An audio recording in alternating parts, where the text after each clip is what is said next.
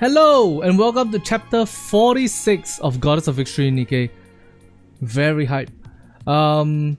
Based on the trailers that we've seen, I'm expecting to see some kind of involvement with the Queen.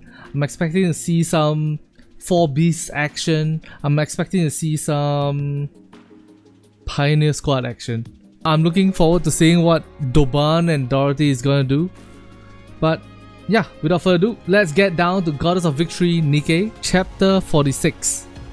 Also, I was trying to clear the stages beforehand so that I can do it all at once, but it turns out I only did half of the chapters, so that's awkward. But yeah, we'll just go down here and then we'll go into the main campaign and we'll sort that out. Sinister Omen. I'm at the target location. Oh! Snow White action, let's go. Good. Stand by. How long do I have to wait? Hard to say. Probably till she shows up. Then I'll search the nearby area. You were provided with sufficient rations. Did you eat them all already? I'm going to check for raptures. Ah, my apologies. If there are no issues, hold your current position. If you miss each other, it'll only complicate things. I don't have time to waste here. I'd rather use that time to take down even one more rapture. I agree with you, but there's also no need to cause a commotion. If you engage, the noise could draw more of them. Snow White fires her rifle. An explosion occurs in the distance. Down. Great. Other raptures in the area heard the gunshot and are converging. Just as I wanted. It is what it Don't even is. think about it. Withdraw from that sector. Any unnecessary engagements.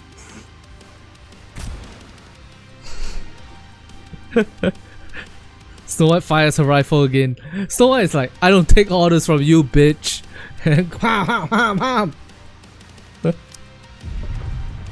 Another explosion occurs in the distance. A cloud of dust heads straight for her. Sorry, I didn't catch that. What did you say? Cecil, Yes? stop using the operation device. Switch all communications to messaging. Why? Watching this is making my blood boil. Don't let it get to you, Johan. Yes, calm yourself. Patience is a virtue. You're the one who needs to calm down. Raptures incoming. Numbers are... 1 billion. Johan, look at this. What is it? Just look at the approaching raptures. What the hell is that? What How is it? many? Tell me. Use your eyes and see for yourself. Very well. So it looks like the raptors swarming in. They're no different from the raptors she's always encountered. Assuming Johan and Cecil are just overreacting, Snow White takes aim. She waits until the raptors are within maximum effective range. As the lead raptor comes into range, Snow White pulls the trigger. Nope, she was about to pull the trigger when the front line raptor explodes into smithereens. What was that? I didn't fire. It came from behind. From behind? That shot came from somewhere in the rear of that swarm and hit the ones in the front line. Why? No idea. Could they be infighting? No, raptors are brainless idiots. They're incapable of that. The frontline units have been annihilated. Rear units are approaching. Unidentified raptures. Engage with caution. Snow White fires her rifle yet again. Yet another explosion erupts in the distance. Johan's getting You don't know trolled. what you're dealing with. Strike first. Fine. Engage. And counter. All clear. Alright, all clear. Snow White looks at the wreckage of the raptors scattered across the ground. I've never seen raptures like these before. Get closer so I can have a better look. Snow White approaches the wreckage. She crouches down and picks out a mangled component. That's not edible. I'm not going to eat it. You sure? The color is different. It's very vivid. Most of the raptures we've seen are monochrome. These are different. What's the texture like? Different. Okay. It's not entirely rigid. There's some elasticity to it. Pick up that yellow component at your 4 o'clock. 4 o'clock. She grabs it. The size is obviously different, but is that a... Yes, it's a finger. It's attached differently, but it's clearly a finger. I can also make out parts like ribs, teeth, and legs. So these are the raptors that came from chapter 41, 42, when we were chasing down Siren after Behemoth got fucked, and then we saw the little mid sacks where raptors came out, and then they are like part human, part rapture. Snow White, rub your arm. What the fuck? My muscles aren't sore. It is for comparison. Go on, feel it. So I rubs her arm, then touches the rapture's component again. Well, It feels the same. Oh wait, I said human, I meant Nikke just now. Yep. check the core. There isn't any. There's only black liquid where the core should be. It's not oil. It's heavier. More viscous. There's no core. Then where is it drawing power from? Secure a sample of the black liquid. We'll analyze its composition in Eden. Understood. Securing a sample. Nayuta's signature detected nearby. Looks like she's finally here. Nayuta appears writing mantra. She looks around, frowning. What manner of disturbance is this? You're late. Try being on time next time. Lamau. Did we not appoint this place for our rendezvous? Did thy impatience get the better of thee, that thou didst open fire? Rendezvous? Don't you mean rendezvous? There is not a gain to be gained from raising a disturbance here. The rapture started it first.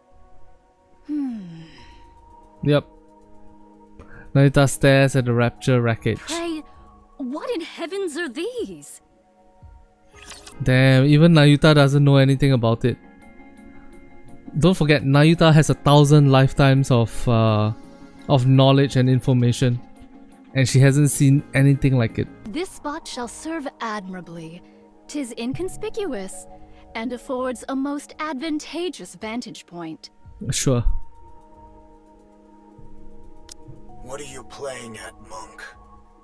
Why did you insist on meeting near the lift, of all places? You couldn't pick a more dangerous location if you tried. It's a fair distance from the main structure, but that doesn't mean we're in the clear. I am not oblivious. You are exceedingly given to quibbling. Would I summon White Snow hither without due cause? Explain.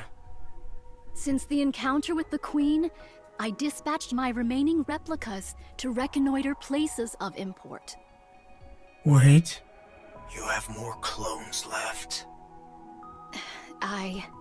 Not combat units proper, but adequate for reconnaissance. I see. Oh. Nevertheless, my replicas have scouted locations upon the surface deemed of strategic import. Alas, None evinced any reaction of note. Naita silently raises her finger and points off in the distance. She gestures to a towering structure that seems to pierce the sky, the greatest construct humanity ever created. The lift. Save for that place, the orbital spire.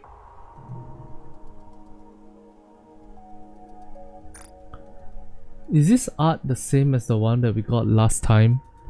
During the Red Hood event? It looks slightly different for some reason, but I'm not sure. Probably it's the same. You're getting a special reading from over there? Indeed. Observe closely.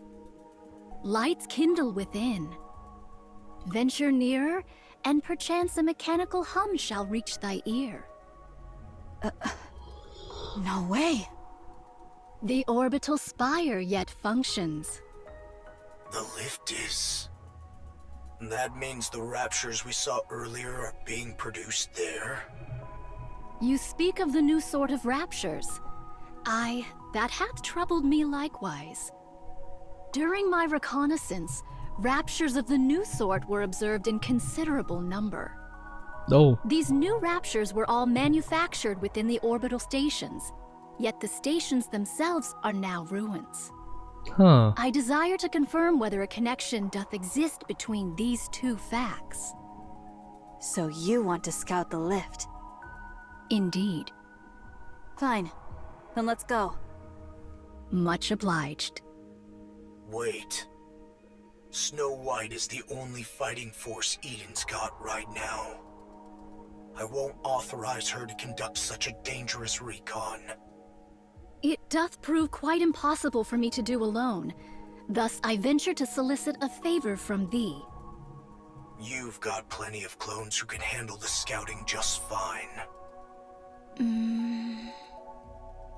I did dispatch several score of them nigh unto the orbital spire. Yet to this hour, no word hath reached me.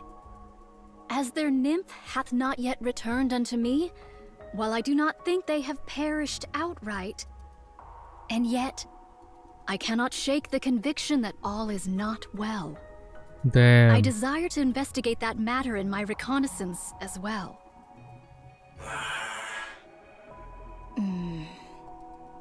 Put from thy mind the one who hath departed. Young Lady Isabel is gone. I know that. Proceed with extreme caution. The moment you feel it's too dangerous, withdraw at once. Understood. I shall bear that in mind. I desire to draw nearer still, yet it proves not feasible. However, to venture any deeper would be to invite battle. Why avoid combat? I cast no doubt upon thy abilities, nor thy newfound powers, White Snow. Yet why spend that strength for naught? You have to pick apart everything, don't you? Sometimes the simplest option is the best one. Which is? And sometimes it is not. Hence why I am deliberating. Young Lady Cecil, wouldst thou be able to confirm the spread of raptures in the vicinity? There are far too many. There's no point even trying to count them all. Charging in would be a suicide mission. You're out of options. Fall back for now. We now know something's amiss here. That alone is a significant find. We'll pick this back up when arrives with the cavalry. Do you think the Queen is just going to sit around twiddling her thumbs? What? Nayuta, find a way to scout the area without getting drawn into a fight. This is not your call to make, Cecil. I'm the one in command here. Letting fear dictate our every move won't get us anywhere, Johan. Especially in a situation like this. With no way of knowing what the Queen is up to, we can't turn back now. Not after coming this far. What's wrong? Come. Young Lady Cecil, can my voice reach thee? Ow. Particle density too low. You two, listen, Karen. Find whatever, then back. Find whatever you can and then fall back. Understood? The line goes to static. Communications are completely cut off. Our communication equipment is functioning normally. This wasn't caused by elevated alpha particles. To lose contact within Eden of all places? A strange thing indeed. In any case, find whatever you can and then fall back. Words most ill-advised, and yet... Let's go. We'll avoid the areas where there are too many raptures. Playing it safe will gain us nothing. Very well. I shall entrust this matter to thee. If you think about it, the kits of both Snow White and Nayuta are perfect for fighting raptures. Snow White has her shoot 1, shoot 5 thing, shoot 1, shoot 15 thing, and Nayuta has her palm that goes bang, bang, bang. Perfect. My. They say people lose their heads when cornered. Guess it's true after all. Don't go rushing in now. You'll get yourself killed. Young Lady Mirror. Hello. Sword Warden. Who are they? What? Snow White can Snow see White, them. Youngest member of the Goddess Squad. The 4th Grimm's model. The White Reaper of the Horizon. Wait, Snow White can see Mirror? What are you talking about?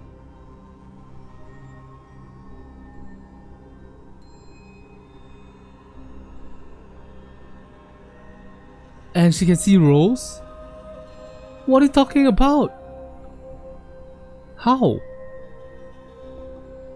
Are they using the bodies of Nayuta clones? Maybe. What an honor to have such a distinguished guest. Identify yourself. Pleasure meeting you. The name's Mirror. I'm an old friend of Nayuta's. Someone like her wouldn't have any friends, so who are you? Goodness. Quite perceptive, aren't you? Poor Nayuta. Snow White reaches out toward Mirror. Her hand passes straight through. The point of contact crackles with static. You're just a hologram. Yes. You're the one who cut our communications with Johan and Cecil? Mm-hmm. Guilty as charged. Don't I've spoil me, nothing to gain freelancer. from making Let my me presence find out known, myself. you know? Just what are you? I already told you. I'm Nayuta's associate. At the Hmm. moment, yes, I'm acting as a spy and pretending to side with the Raptures. Sure. It's been a while since I've been greeted with such distrust. Nayuta, could you please say something? My character is in doubt before I've even had the chance to relay any useful information. Oh, she speaks the truth, White Snow. She is indeed my associate. It is likewise true that she hath taken to the Rapture's side, carrying out espionage. There you have it. Fine. I'll take your word for it. Much appreciated. Hmm. Now then, shall I show you around? There is quite a lot I need to convey regarding the current situation. After the battle at Eden, the first thing the Queen did was roam around, surveying the surface. She looked like some legendary hero, wandering the surface, riding atop Stormbringer. I watched to see how long she would continue in this vein. When she settled at the lift without warning, she began overhauling the derelict equipment within, turning it into Rapture production facilities. You would have me believe she hath built a factory? Yes, she converted everything in one go. Humanity's finest technology was already concentrated there, so there was plenty to work with, and the overhaul wasn't challenging. She tinkered away at it, then began to produce raptures like it was nothing. Whence came the materials? Even the queen cannot conjure something from naught. Oh.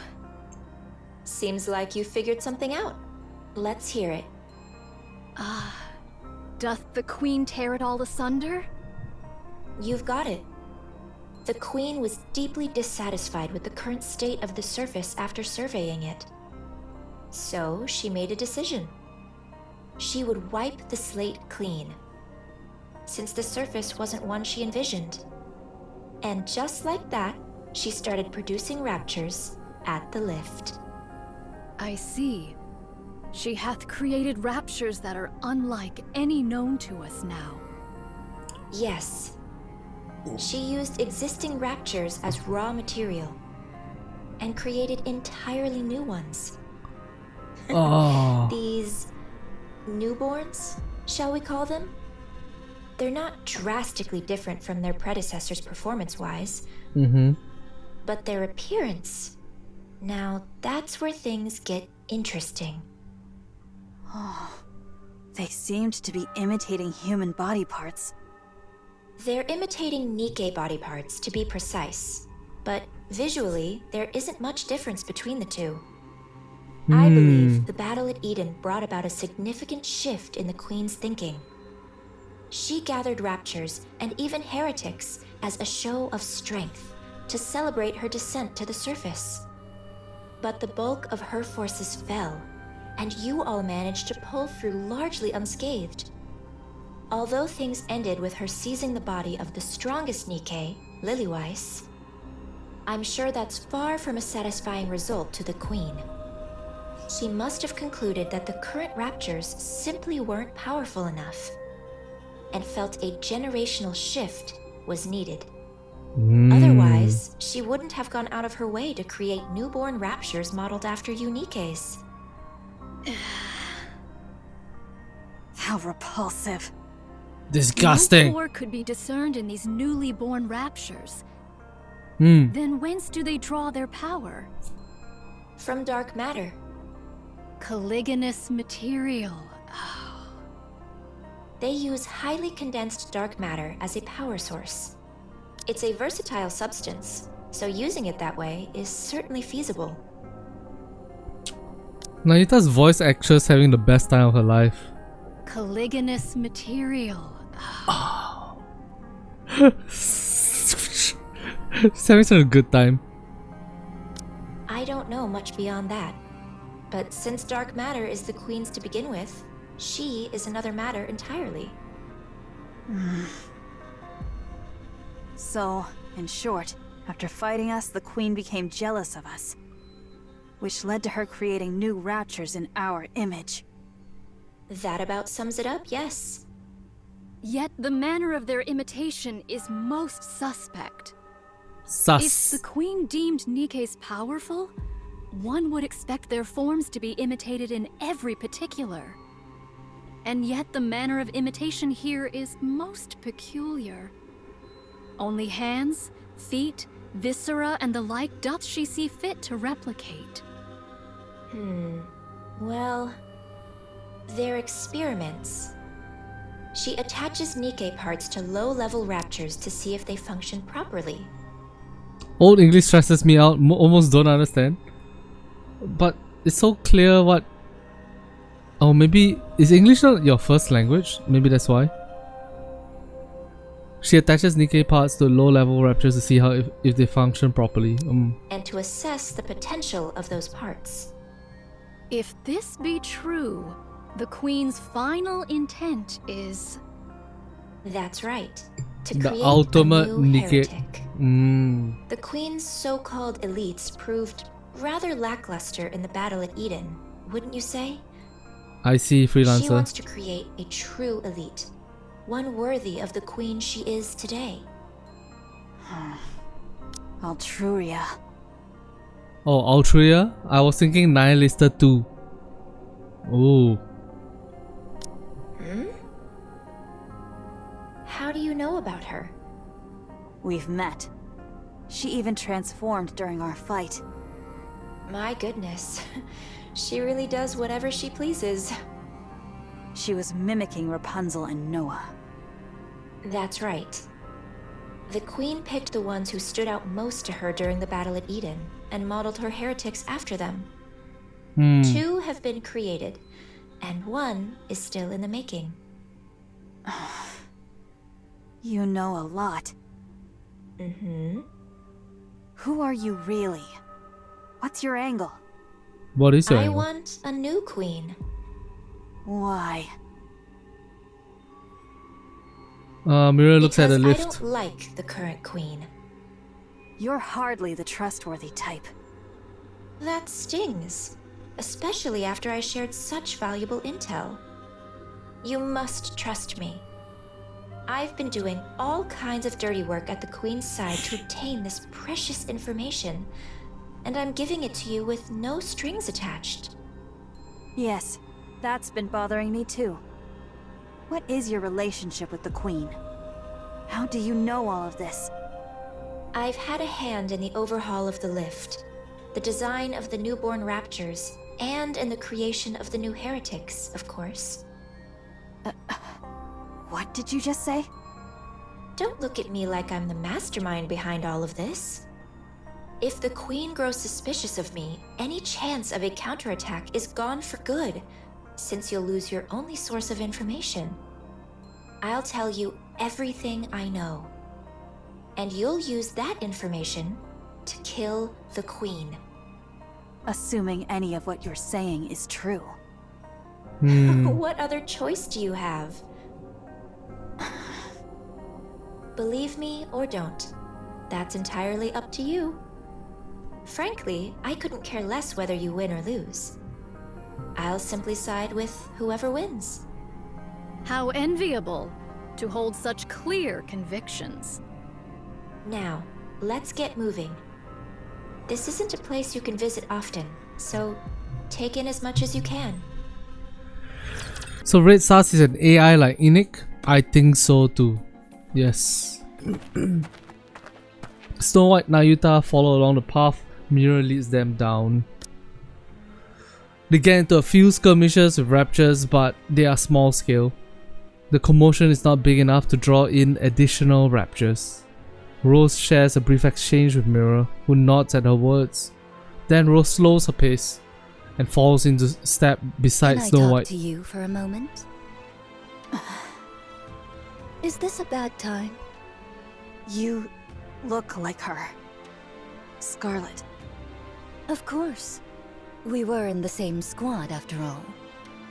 A squad that specialized in close combat, made up of mass-produced Nikkes, right? You remember all that? You have a good memory. Those are recent memories to me. Scarlet is alive. Her brain is, at least. Eden currently doesn't have the technology to produce a Nikke. But once that's secured, she can be revived. So you caught on. Yes. Scarlet often told me about her sister. Why did you come back to life? I didn't choose this. Mira revived me on her own. What was it she said? Something about needing someone who could cut through anything. As you can see, I'm more or less her bodyguard right now. Then what are you still alive for? That's harsh. You placed a curse on Scarlet and died. Just as you intended. What unfinished business do you have left? A curse. Yes, a curse. Scarlet was always obsessed with becoming stronger. Just like Rose. Or, if only Rose were here.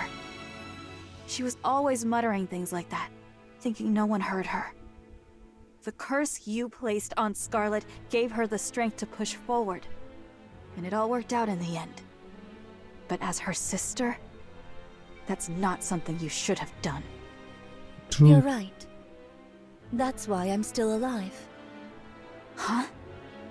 Strictly speaking, I cannot die without Mirror's permission, and I could disappear at any moment on her whim. But the reason I'm obeying Mirror and trying to stay alive is because I don't think I've ever given Scar anything good. I ruined the squad in the name of helping her, and made her kill her own sister by her own hand. I've come to realize what a pathetic and awful sister I was. Really? I don't know. Is Mirror distorting Rose's memories? Because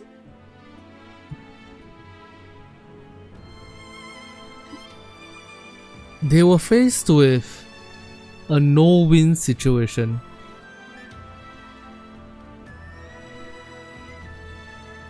Especially with that commander. There was nothing much they could have done. She, if I don't remember wrongly, she even asked whether they could run away together or some shit like that. Something to that effect.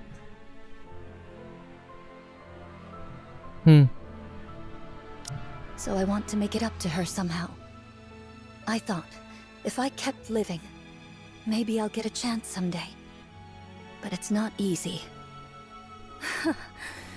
I've never done a single thing right by her, so I really don't know. I don't know what I could ever do for her.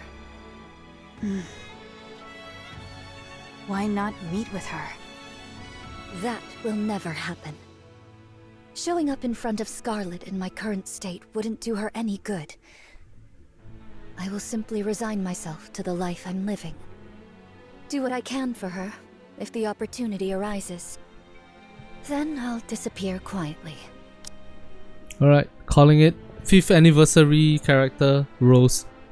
5th anniversary, alright? If Scar learned about the state I'm in, she would reach out without hesitation. But the fact is, I'm a broken sword. A blade that wounds whoever holds it. You get it, don't you? Very well. I won't say a word to Scarlet. Thank you. Well, since fate brought us together like this, tell me more about Scar. How did she end up joining the Goddess Squad? The strongest squad there is. And what has she accomplished since then? Alright. It's a bit of a long story. Then keep it to the parts about Scar. I'm not big on long stories. Snow White and Rose's voice echoes around them as Nayuta and Mirror walk on listening. They seem to be getting along. How far dost thou intend to lead us? I confess, this leisurely stroll through the heart of enemy territory does not sit well with me.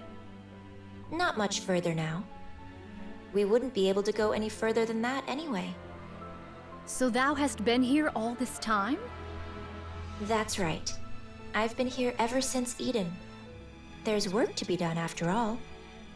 Then didst thou not see my replicas? There ought to have been at the very least several score. Beats me. Maybe they're all dead? When a replica doth perish, its nymph returneth unto me. Such a thing hath not occurred even once. Is that so? I haven't the faintest idea. I see. Is it still intact? Sussy? Yeah, very course. sus. That's why the lift is in operation. The ultra-massive core is very much intact. It's in much better shape than anticipated. Okay. Who doth maintain it? It's left alone. It was designed to run itself after all. By you, I might add. The Ark and the lift each hold one of the twin cores.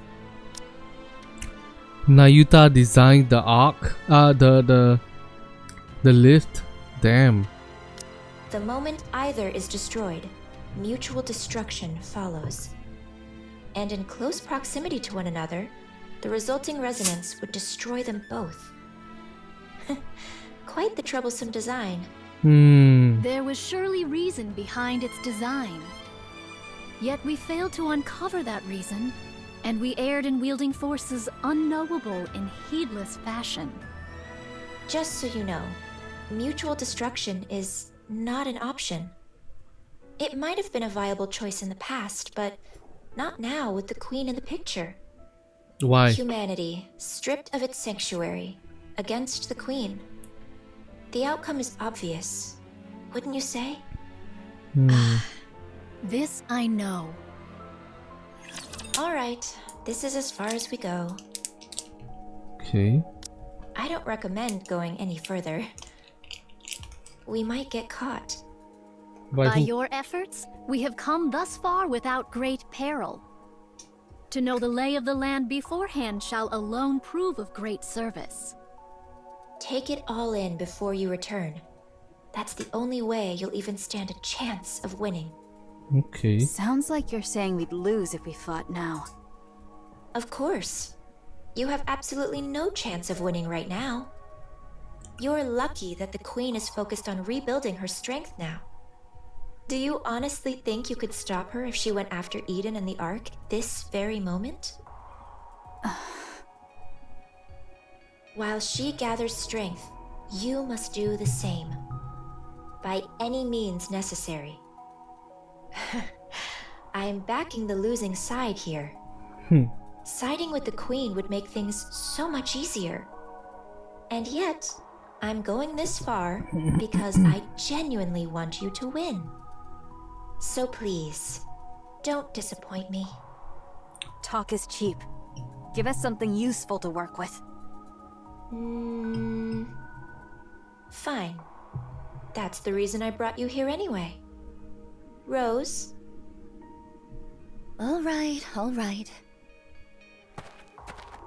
Rose heads to a corner, then proceeds to perform a peculiar sequence of steps. Oh!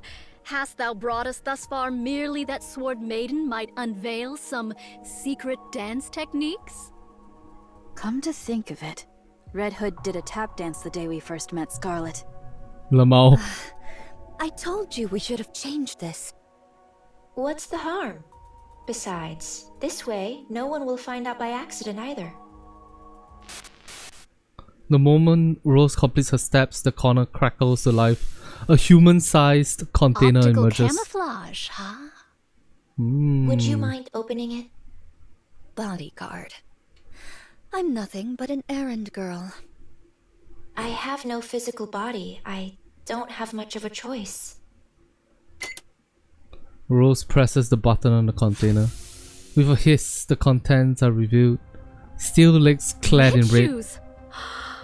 Whoa! I kept them safe, as you can see. I tried everything I could to make replicas with them, but they don't seem compatible with Rapture technology. Take them. Perhaps they'll come in handy somehow. This shall prove of considerable aid. That's what I thought. And take one more thing with you. Why Rose, is it considerable? If you could.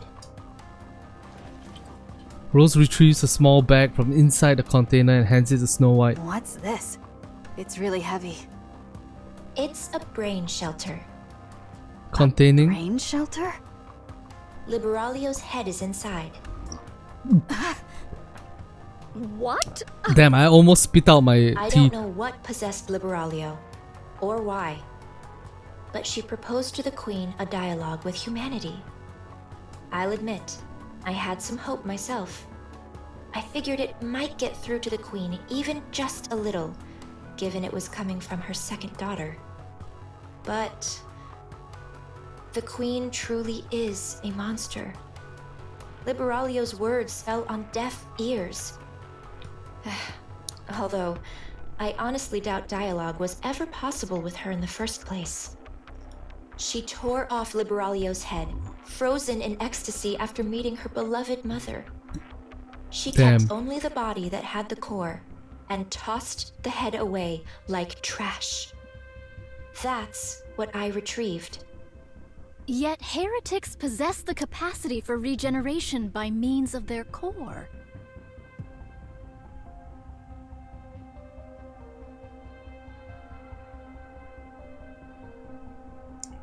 So to the queen, the physical body of Liberalia, that's not my daughter. That's just... No, wait. Reverse. The brain of the Nikke Liberalia, of the heretic Liberalia, that's not my daughter. Who gives a shit about that? That's trash. But the core, the body, that's my daughter. So interesting. What interesting relationship. There's no core in her head. Unlike in Devilia, Liberalio didn't do something as grotesque as implanting a core fragment in her head. But her brain is still alive. Okay. It should be enough to create a human imposter, at the very least. That is, when Eden has the technology to do so, of course. She's a heretic who spent nearly a century slaughtering humans on the surface. Such vast combat experience must mean she'll have a wealth of information. She's also one of my greatest works. So even turning her into a standard pseudo-human won't be a loss. We need every asset we can get. Don't you think? All right. It's time for you to leave. We stuck strictly to inconspicuous routes, but if we stay too long, we're bound to get caught. See them back safely, Rose. They'll start to suspect something if I'm away from my post for too long. Yes. I guess the saying's true. When the cat's away, the mice come out to play. The queen not present at this moment? Yes. Remember how I mentioned those new raptures use dark matter as a power source? She's gone to gather some. I see. The Maleficent Beast Quartet. That's right. She went to steal the dark matter that the four beasts painstakingly scraped together. Are you ready? Oh my... Levi! Yeah, there's nothing Behemoth. in particular I need to pack. What about you, Bahamut? I, the incomparably clever Bahamut, am not yet finished preparing. Bahamut! I can't decide which book to take. Just What take both. book? Don't you know? Books are nourishment for the mind. No matter where one goes, books are an absolute necessity. Bahamut. Why are you always reading books? Knowledge is a weapon, Levi. One must always keep it sharp. Your knowledge is a weapon, all right. Something you swing around that leaves people dazed. Damn. Precisely. Shots It's fired. gratifying to be surrounded by fellows who truly understand. I'm surprised you actually agreed to help the young man. I promised him I would. And from what I hear, something major happened. Come to think of it, you visited Eden before, right? So you're already familiar with this place? Sure, I've been there before. But I doubt they'll welcome me with open arms. What did you do? Let's just say we got off to a rocky start. You threw rocks at We're them. doomed. We'll be lucky if we don't get intercepted along the way. Well, the young man probably gave Eden a heads up already. We should be fine. Yeah, I guess it'll be fine. It'll be fine. Right? Why? Are you nervous? I mean, kind of. I don't blame you.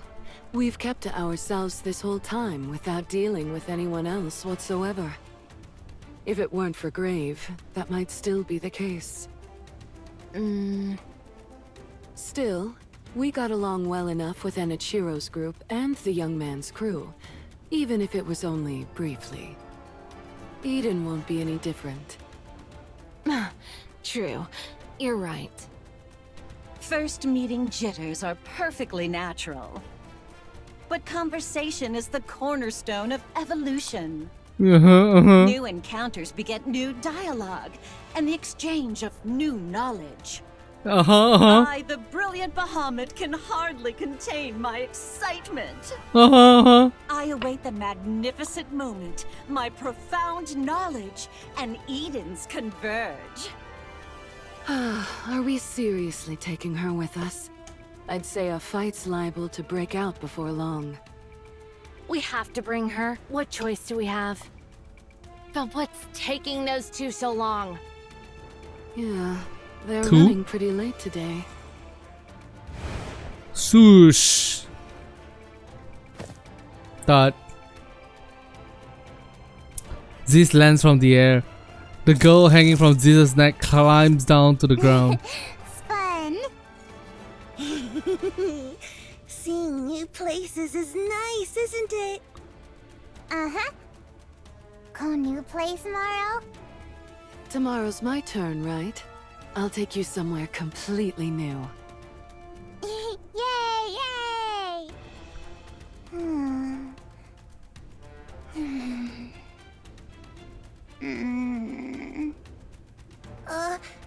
What's wrong? I, the erudite Bahamut, shall enlighten you. The child currently requires sleep. Hug me. Okay. Come here. Aww. Zeus wraps her arms around the girl, and the girl buries her face into Zeus's chest. Fluffy. Feel good. Oh. Really? What do I do? I feel like I'm gonna cry. What's wrong? I don't know. Are you all packed? Packed? For what? What are we doing today? Remember? Oh, right. We were going to Eden. I forgot. Hurry up and get ready.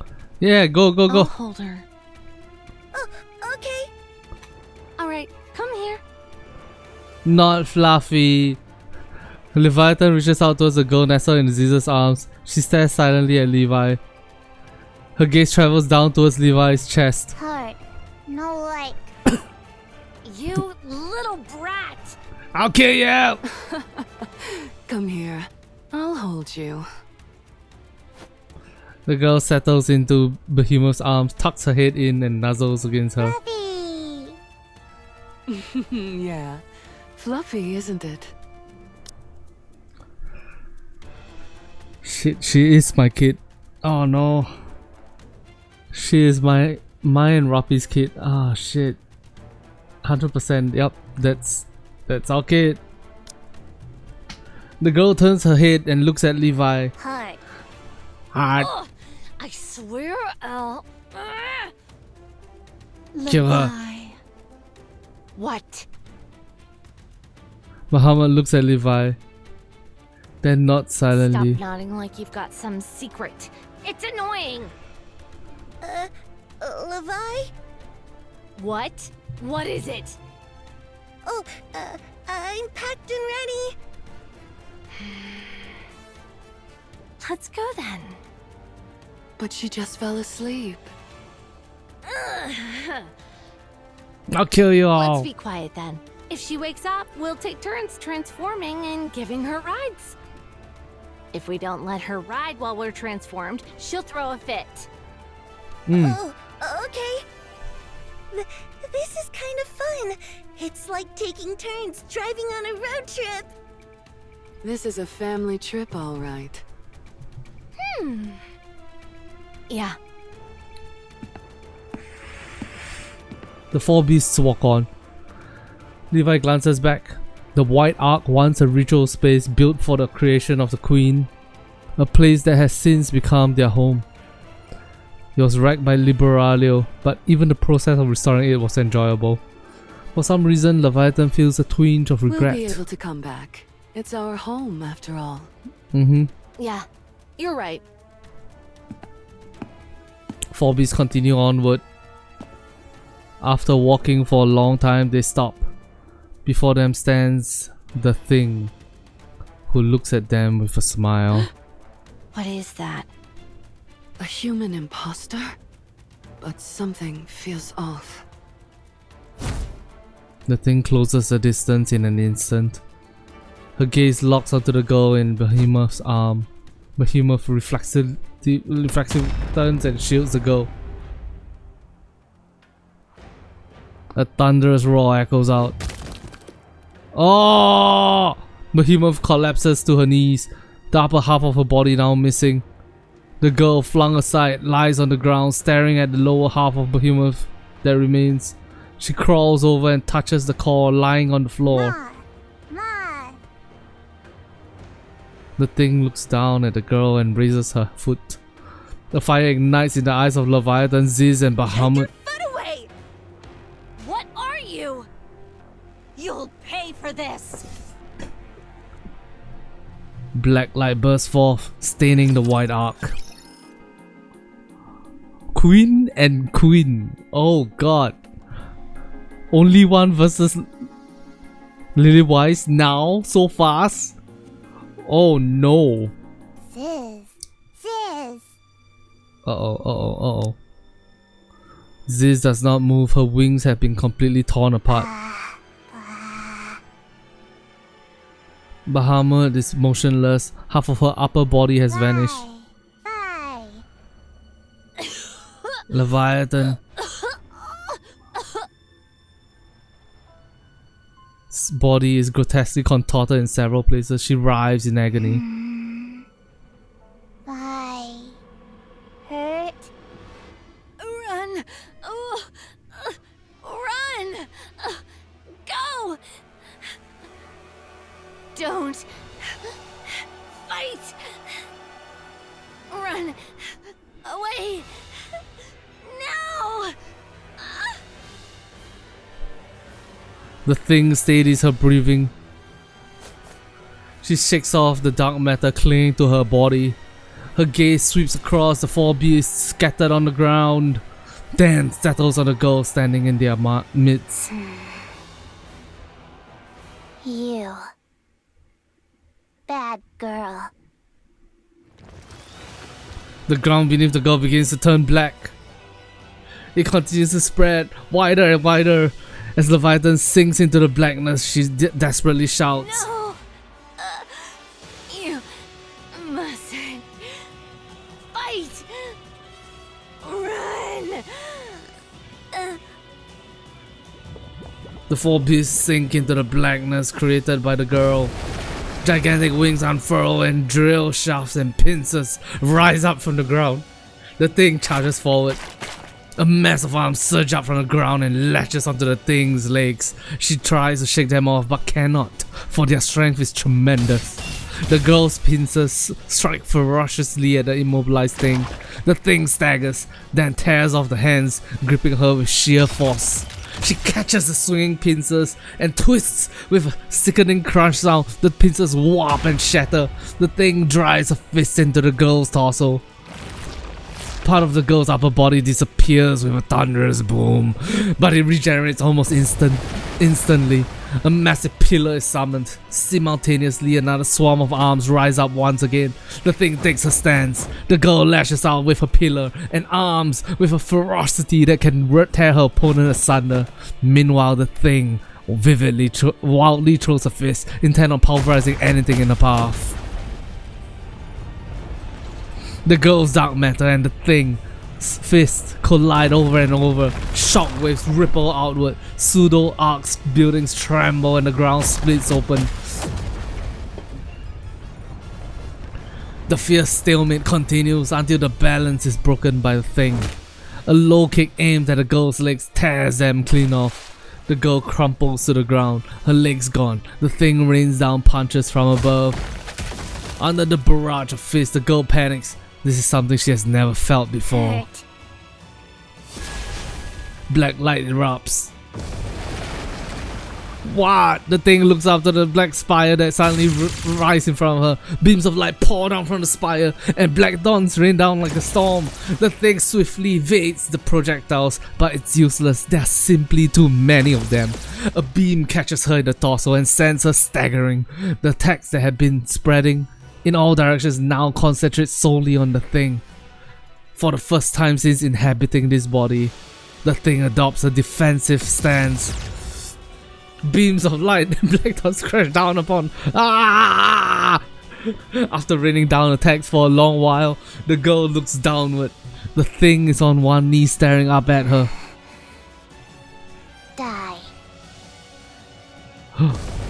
Massive pincers, pillars and drill shafts burst from the spire, all of them pointed downward. The thing looks up, and the colossal black spire looming before her. She shifts her gaze to her own body, then back at the spire, and back to herself. Fury spreads across her face. At that moment, Leviathan comes flying out of the black spire. Stop! Enough. No more fighting. Bye. The girl points at the thing. Bye. No! Don't kill her! You don't need to do that! Leave the fighting to us. So just stop! All you have to do is sneak bites of grilled fish, hitch rides on us, and go for walks. Just snuggle up and sleep in our arms! You don't have to fight! She hurt you. Bad girl. We're fine. We're not hurting anymore. So don't.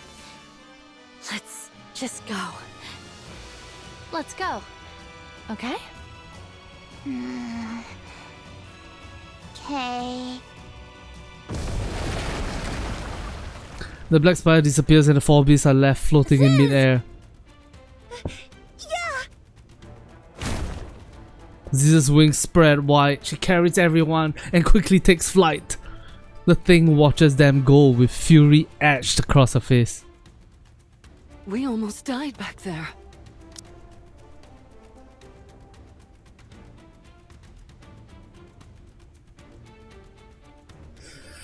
Leviathan wants to allow only one to have an innocent childhood? Is that the only reason? Yeah, Behemoth and Ziz and Bahamut almost died. No, they would have been dead if not for only one's ability to control the black liquid and all that. Yeah. Even after transforming.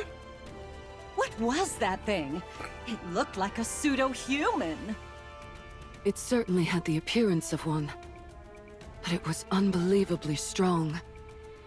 What even was that thing? Even I, the ever-astute Bahamut, cannot say. Shut the fuck up, Bahamut. Ma. Yes. Yes, you saved us. Thank you. Uh-huh. I scold bad girl. No more fighting though, okay? No. Don't you dare do it. No. What the? This kid is getting more defiant by the day. Who hurt my sisters? I'll kill them all. Don't like you hurting. Don't like bullies. All the same, I don't want you fighting. Please? Okay. Maybe. Only one's too cute. Only one's so cute. The girl had fallen asleep in Leviathan's arms. Leviathan looks down at her with a troubled expression. Levi? Yeah. Why are you telling her not to fight? She's so strong. She might have won that fight earlier. You're right. She is strong. Unbelievably so. Then why? No parent wishes to see their child fighting. Oh, well, I guess that's true. But there are times when fighting is the only solution. At least to protect ourselves.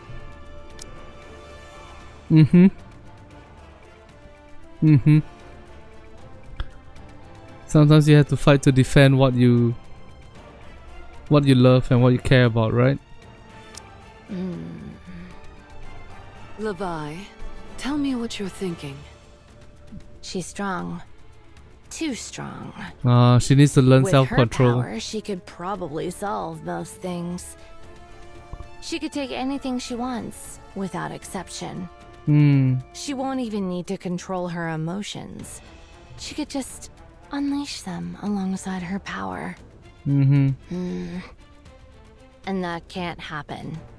It mustn't. If she repeatedly uses her power every time she wants something, the world is fucked. She'll turn into a real monster. But why not? Why don't you want her to become a monster? Is it because you promised Siren her power would only be used for good? That's part of it. That kid. We made her. She had no say in her creation. After selfishly bringing her into this world, we can't ask her to use her powers for our sake. We can't ask her to become a monster for us. But... damn it! Why are you crying? What's I this? didn't want her to fight. I don't know if we're even capable of it. But I wanted her to live in a world where none of that exists. She's the child we created. I want her free from all of that. I just wanted her to live happily. But in the end...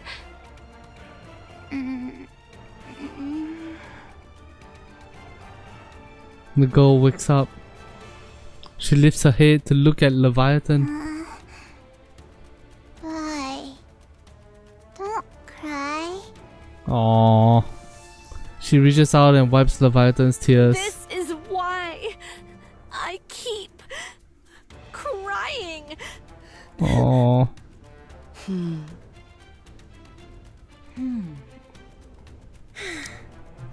I like Levi a lot. I feel like she is the most emotionally, maturely written character. Not that she's emotionally mature. She's emotionally, maturely written. She's written to be a very emotional, layers, depths kind of character. At some point, she was I kill all of you. At some point, she is I take my anger out on Ziz. At some point, she finally agrees to stop being mean to Ziz. At some point, she reconciles with Siren, and then this miraculous reconciliation turns her entire opinion of the world around. Levi is a fantastically written character. I love her so much. The child will grow up right. On the other hand, Ziz feels like a comic relief character, and Bahamut feels like a comic relief character. Behemoth, a bit more of a older sister that got shit figured out most of the time vibes, right? She won't become a monster. Ever. Yeah, we can do it. Let's make sure of that. You know those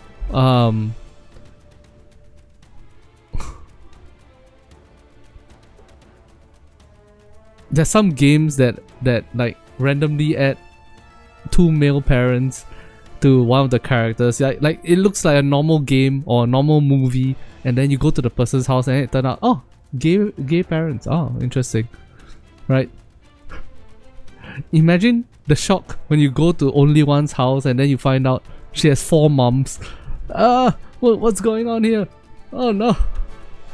Do you know what distinguishes a monster from something that isn't? It's the presence or absence of knowledge. I, in all my astonishing wisdom, will impart all my knowledge unto this child. I shall personally see to it that she becomes a person of intellect. Shut the fuck up, Albert. Shut the fuck up. I can already tell this is going to end badly. Yeah, 100%. You look like you have a lot on your mind. Ah, well, indeed. Feeling pushed around by Mirror? It can't be helped. You lost so many of your clones since that day. All of you lost a great deal of strength. Meanwhile, the Queen got a clean slate. And Mirror's been glued to her side, watching everything unfold. There's bound to be a gap in our intel, don't you think? Mirror wants to see where things are at for you all. Whether you truly have the power to stand against the Queen. Stand against her? No, we're going to kill her. She wants to make sure it's not all talk. If you have what it takes to be the ones who kill the Queen, Mirror will offer even more help than she does now. But if you're not... No doubt she shall cleave to the Queen's side without a moment's hesitation. That much I know. Right. So don't disappoint her. She's devious, but incredibly capable. Having her as an ally is always an advantage. Art thou not speaking rather too much? Oh, don't you worry. Mirror probably sent me to see you off just so I'd tell you all this. Lamau. She loves making others do the talking for her. She fancies herself a puppet master, pulling strings from the shadows. She's devious to the core, that Mirror. On that, I concur. Nayuta. What troubleth thee? Explain how you came to know this Mirror. She says she's helping us, but she's more like a rapture strategist than anything else. With how she talks about creating Liberalio, she's clearly been around for a long time. That means she had a significant hand in humanity's destruction. How did you end up allied with something like that? What a predicament. If I were to lie, wouldst thou let it pass? Fine. I'll believe it even if it's a lie. What an even greater predicament this is. 'Tis a simple enough tale. When mine replicas did roam the surface in great numbers, seeking a means to fell the Queen, 'twas young Lady Mirror who first approached me. By means of a nearby rapture, she did drive a corrupted thorn into me. What? Fortunately, I am possessed of some small skill in the handling of nymph. Should the corruption be minor, I may address it by excising only the corrupted nymph. Wow. The drawback is that much information is thereby lost, yet I at least evade utter corruption. Young Lady Mirror witnessed this and did propose a deal. Having observed mine replicas that did linger nearby and the treating of my corruption, she divined the extraordinary nature of my ability and put forth her proposal. 'Twas a deal to strike down the Queen together. I knew full well the sort of being young Lady Mirror was. How grave a threat she doth pose to humanity. How much suffering she hath wrought. Even so, I joined hands with her. Why? I coveted the knowledge too greatly to forego. However many replicas I may possess, there is no means of learning the Rapture's inner affairs. Hmm. Thus I joined hands with her, and much was brought to light. 'Twould be a falsehood to claim I felt no self-reproach over that decision. You know what Nayuta feels like to me? In the story ReZero, there are witches. And one of the witches is Akidona. Akidona is the witch of greed. She wants to know everything. She wants to know everything in the world, everything in the universe. And she's willing to cross any ethical boundaries and do anything to get that information. Nayuta sometimes feels like her to me. The difference is that Nayuta says that she feels a little bit of guilt about that decision. Right now on the screen, right? It says that Nayuta is crazy. So is Red Shoe's mirror, right? So is Akidona.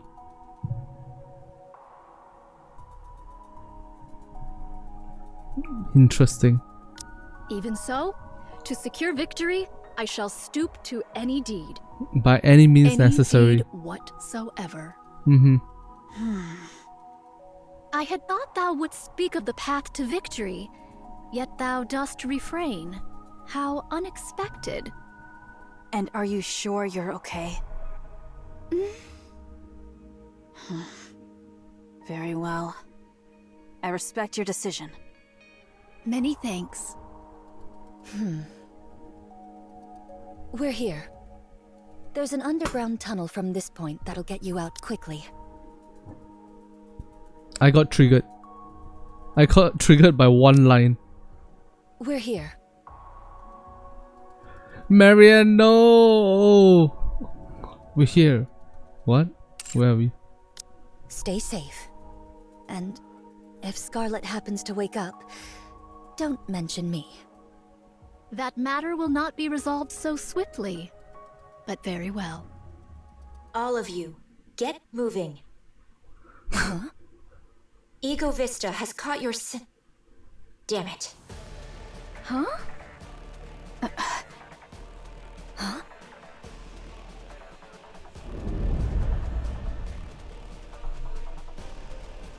The sound of something tearing through the air echoes from the distance and rapidly approaches. What sound be that? This complicates things on so many levels. Let's evade for now. We can't exactly run from something if we don't know what it is. Just run.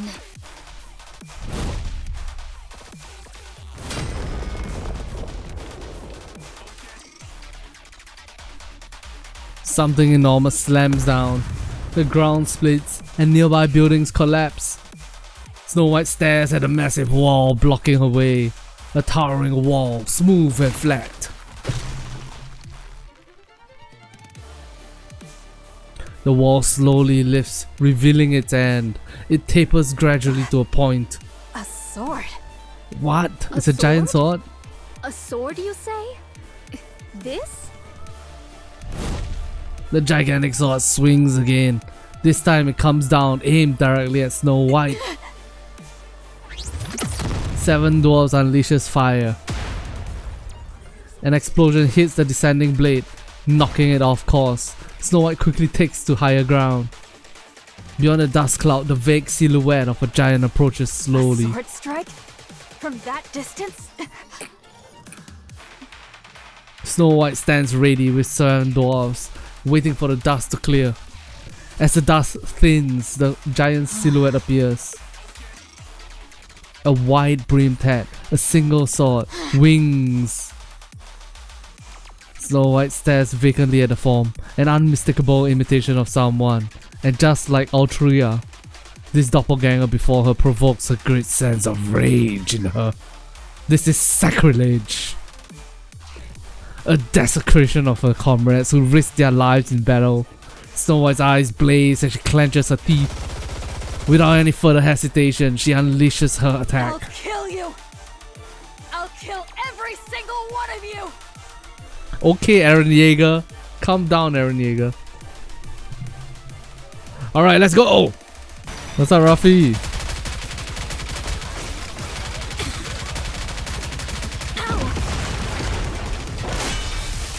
I get it, Tiny. I get it.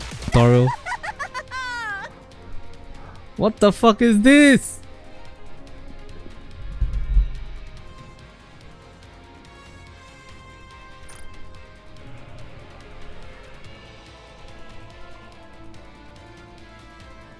You know the joke about guys when one hand is more buff than the other hand, and then it's about how they masturbate too much? Ego Vista has the same problem. Loser, loser. Splendid, truly splendid! Never have I fought so earnestly, not since the day of my birth! No, admittedly, I am newly born into the world. Stop laughing. Young Lady Scarlet's and Young Lady Isabel's weapons. I would fain give thee applause. Alas, I only have but one arm. Most vexing. I shall clap with my mouth instead. Thou shalt have to make do. You lunatic.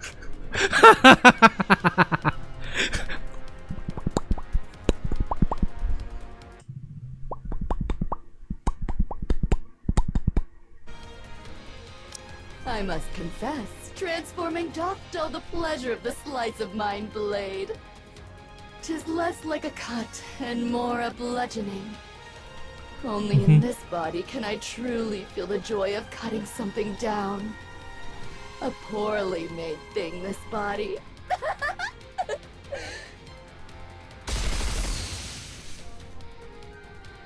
Snow White fires a barrage of missiles. Ego Vista's arm detaches. The sword it's holding lashes out like a whip. With precise cuts, it slices through the incoming missiles before they can even explode. The sword then swings towards Snow White's head. Snow White tilts her head slightly, evading the strike. My apologies. 'Twas a reflex. My name was merely to deflect the explosives. Though thou art not blameless either, attacking in the midst of conversation. Doth such conduct not violate the way of the sword? Spare us the falsehoods. 'Tis plain to any soul that strike was aimed with intent.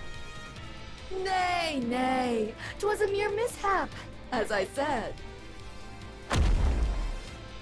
Ego Vista vanishes, then lands between Nayuta and Snow White. Oh my Ambushes god! are not my specialty. The sword swings wildly. Nayuta and Snow White both block and evade, but are grazed and sliced. Precisely refined. What the fuck words was that? Precisely refined close quarters combat. Neither Snow White nor Nayuta have experience against a sword wielding opponent they couldn't have. Against Raptures, gunfights are the standard. Some Raptures do engage in close combat, but their attacks are nothing more than straightforward physical aggression. But Ego Vista plays mind games. She targets blind spots and vital points. Nayuta knows self-defense, but not at a level to face a master like this. Against a master of the blade, neither can mount a single counter-attack. Sword meets sword. Rose blocks Ego Vista strike! Ah! Ah! Well, well, if it isn't Mirror's puppet, Let's fucking go. what exactly dost thou think thou art doing? Oh, she's blowing her cover! She's blowing her cover, oh no! Who knows? Perhaps facing a sword wielder after so long stirred my spirit. A hollow husk with no blood to boil. What rubbish doth thou speak? Rich words coming from something that imitates humans. Their blades clash. From a distance, Mirror watches. This is no good. Ugh. They really are completely helpless. Even with half their forces remaining, they're struggling this much against a single newborn heretic. Altruria's retreat was likely due to that strange wall. These new raptures will just keep getting better. The Queen will secure the dark matter, and those half-baked things aren't going to pose an obstacle to her. Eden is still devastated, and the Ark shows no sign of mobilizing. On top of that, Marion's gene is now in the Queen's hands. I've decided. Oh. It's a shame to abandon everything I've invested, but the Queen is on a whole other level. Perhaps her descent was the problem from the start. There's no other choice. This is the right call. What a waste. Both Marion and the Ark. Such a shame. After all that effort I've put in. Oh, Mira doesn't know. Mira doesn't know about me. Me. The new legendary commander. The Queen obtaining a new body was the deciding factor. Otherwise, she could have been stopped. Right. Time is infinite. I'll just have to look for the next opportunity. With a quiet crackle of static, Mira vanishes. Rose and Eagle Vista's blades clash in a flurry of exchanges. They are evenly matched, but no one. They are evenly matched, but one side begins to falter. The difference in physical specs is overwhelming, but the difference in swordsmanship is overwhelming enough to cancel it out. Rose drives Eagle Vista back. Impossible!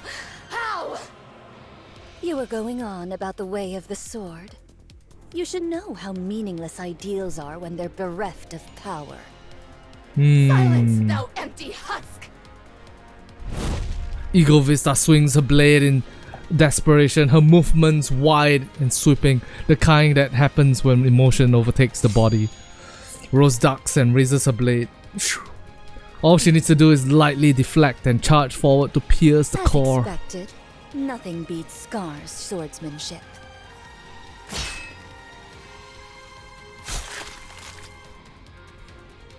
Eagle Vista's blade drives deep into Rose's upper body.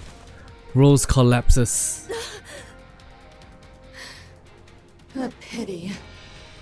The sword was too worn, too frail to endure mine strikes. Oh damn.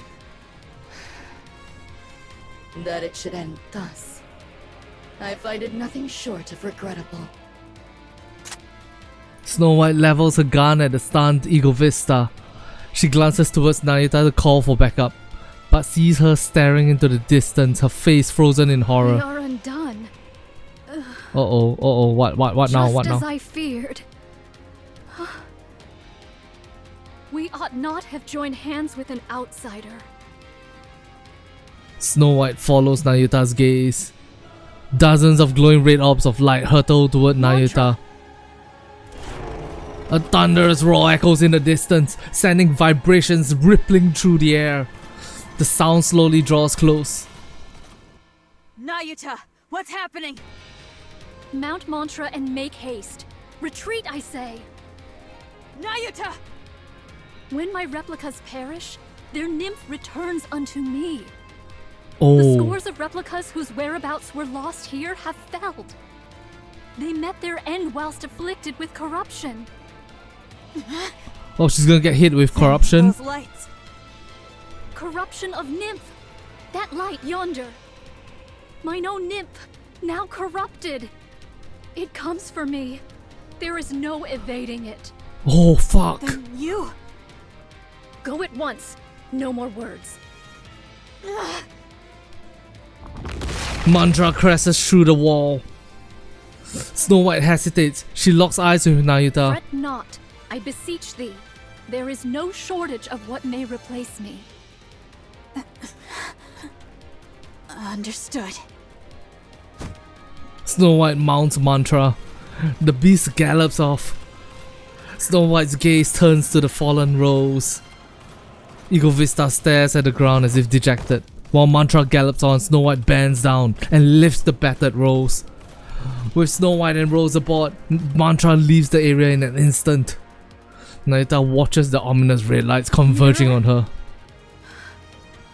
Things shall not unfold according to thy will.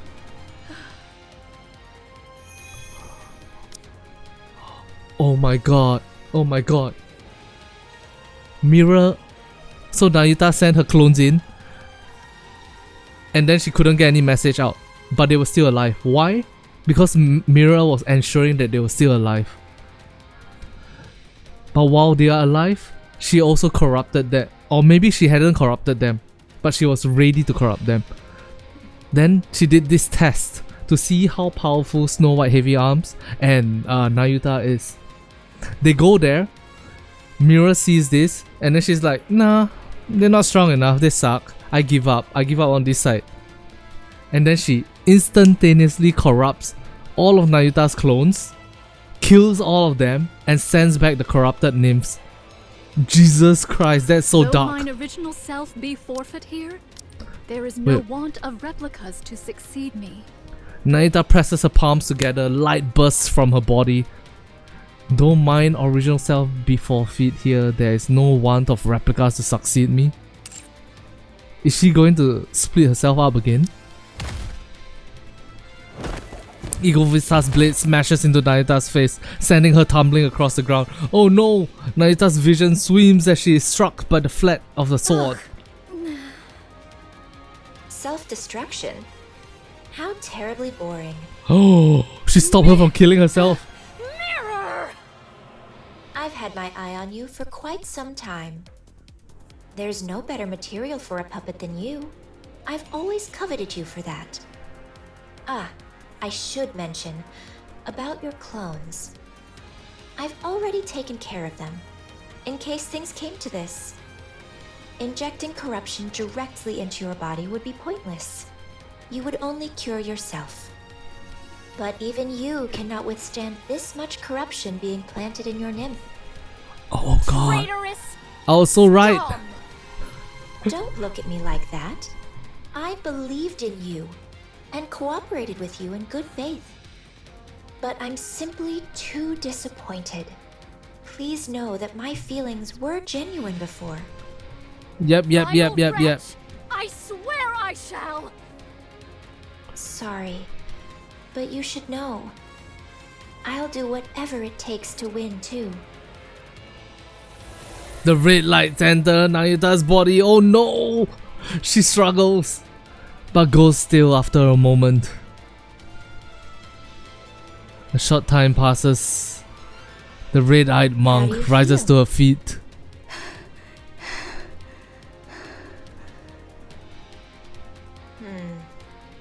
This is exactly why corrupted puppets are so boring. Oh well, I'll just have to make do with your performance. Now then, could you call all your clones here? There's something I've been wanting to try for some time. The red-eyed monk sits cross-legged and closes her eyes. Light rises upwards. Watching that light, Mirror smiles. A few days later in Eden. Johan's mind is unsettled. Since the battle with the Queen, there has not been a single day his heart has been at peace. That painful defeat weighs heavily on him. What happened afterward only made things more complicated. The corruption of Nayuta's true body. This is devastating. It'll be fine. Knowing her, she'll come out of this like it's nothing. Okay. Then right on cue, she'll waltz in looking smug as ever. But you said she was corrupted. Even that won't be a problem. I believe in Nayuta. I can't tell if that's trust or just blind optimism. She may not have always told us everything, but she's always been thinking several steps ahead, and we've benefited from that numerous times. So things will be all right. I trust her. Fine. Then I'll trust the monk too. Come to think of it, there's no way someone as conniving as her would be struck down like a dog. She must have something up her sleeve. Wait, is Nayuta the Batman of the Nikke universe? The rapture strategy is called Mirror. The newborn raptures the Queen is said to be creating. New heretics like Altria and Egovista. There may even be more. There probably are. Liberalia, who arrived in Eden with only her head remaining. Rose, severely damaged, now unresponsive, with only her brainwaves still active. An unidentified weapon dubbed Red Shoes. So many new and unfamiliar things keep converging in Eden. Johann is conservative by nature. He is not accustomed to accepting things he doesn't have a full grasp on. His years spent on the surface have only pushed that tendency to a greater to an even greater extreme. Johann steps on something. He frowns and slowly lifts his foot. A sticky black liquid stretches between his boots and the floor. Johann's head hurts. He's afraid to open the door before him, but he can no longer ignore the noise coming from outside.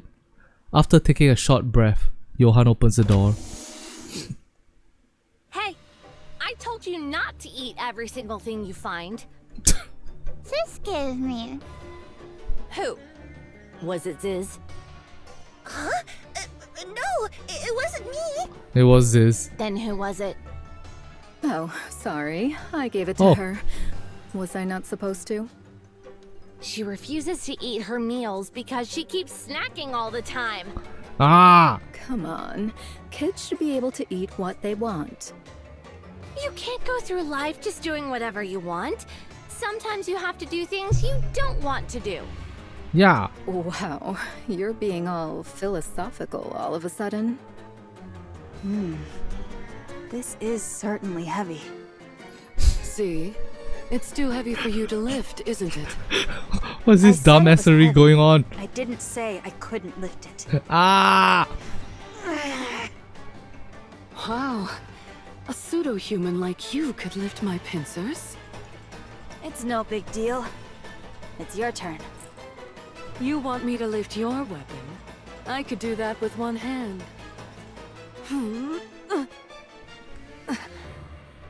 What the? How do you carry all of this around? With my strength, of course. The subarm distributes the weight. They're so There's no way stupid. you could lift it with strength alone. They're so stupid. Oh god. You little liar.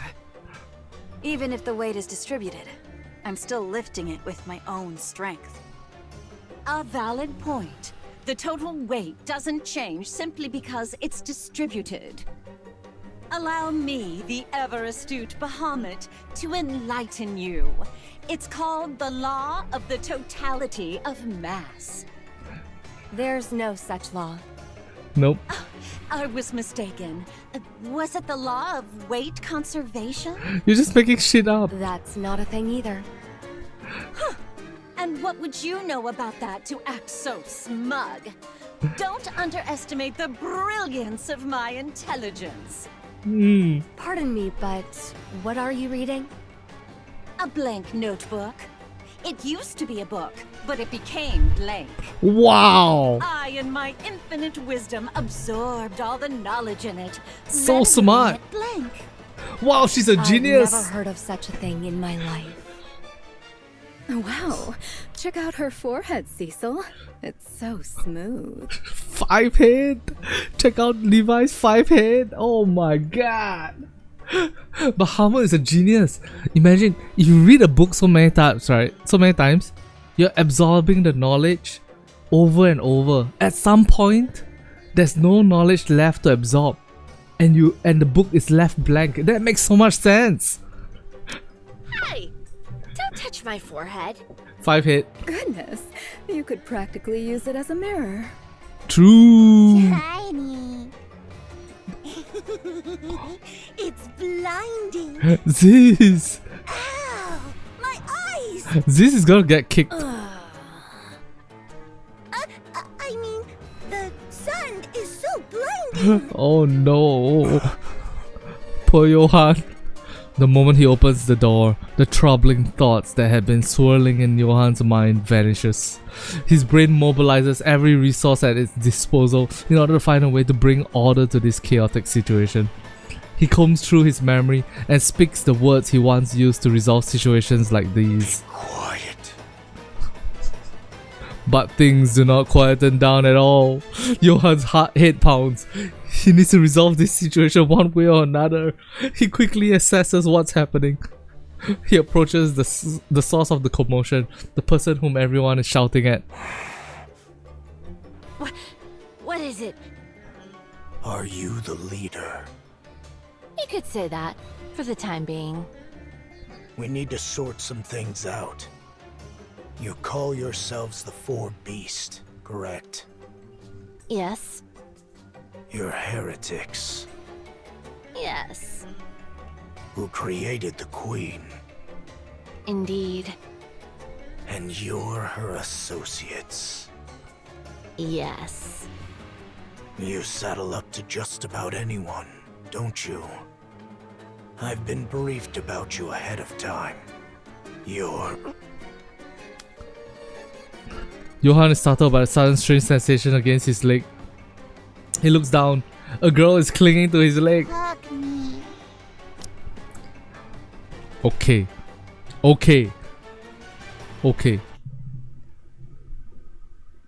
Johan is a tsundere. But will he fold in the presence of the only one? Let's see if he's a real tsundere or a fake tsundere. Let's go. My. Just a kid and already taken with a handsome face. Johan ignores the girl and continues. As I was saying, your Hug me. end goal is... I have a hard time believing you helped us out of Hug me. goodwill. So I need you to be clear about your intentions. You're aware of who we're going up against. Hug me. Johan bends down and lifts the girl up. He holds her out at arm's length and looks at her. Hug me. I don't know how I'm supposed to hug you. Just wrap your arms snug around her.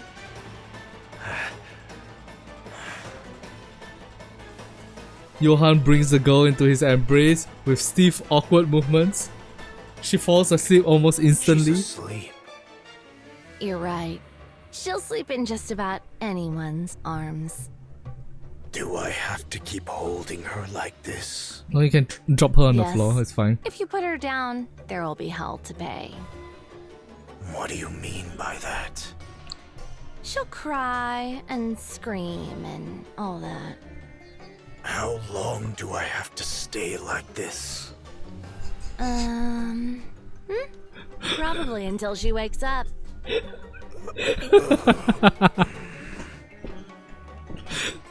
Johan looks down at the sleeping girl in his arms. The thoughts that had been tormenting him moments ago are completely gone. Focusing all his attention on holding the girl, Johan stands frozen in place. This is the first time Cecil has seen this side of Johan. She bursts out laughing in the end.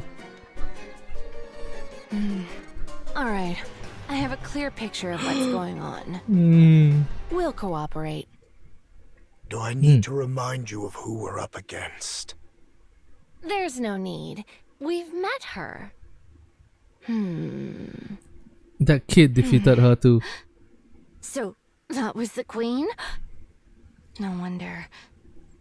What would happen if we leave her alone? I have no idea at all. According to Snow White, she's establishing a new faction. Which means they intend to create a world of their own. Any notion of coexistence is just a pipe dream.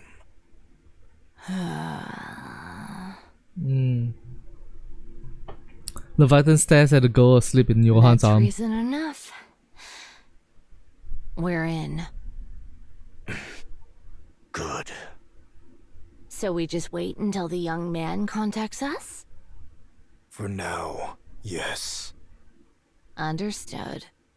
We'll wait then. Isn't she heavy? No, I've gotten the hang of it. I see. The girl suddenly opens her eyes wide. She slips out of Johan's arms and runs off.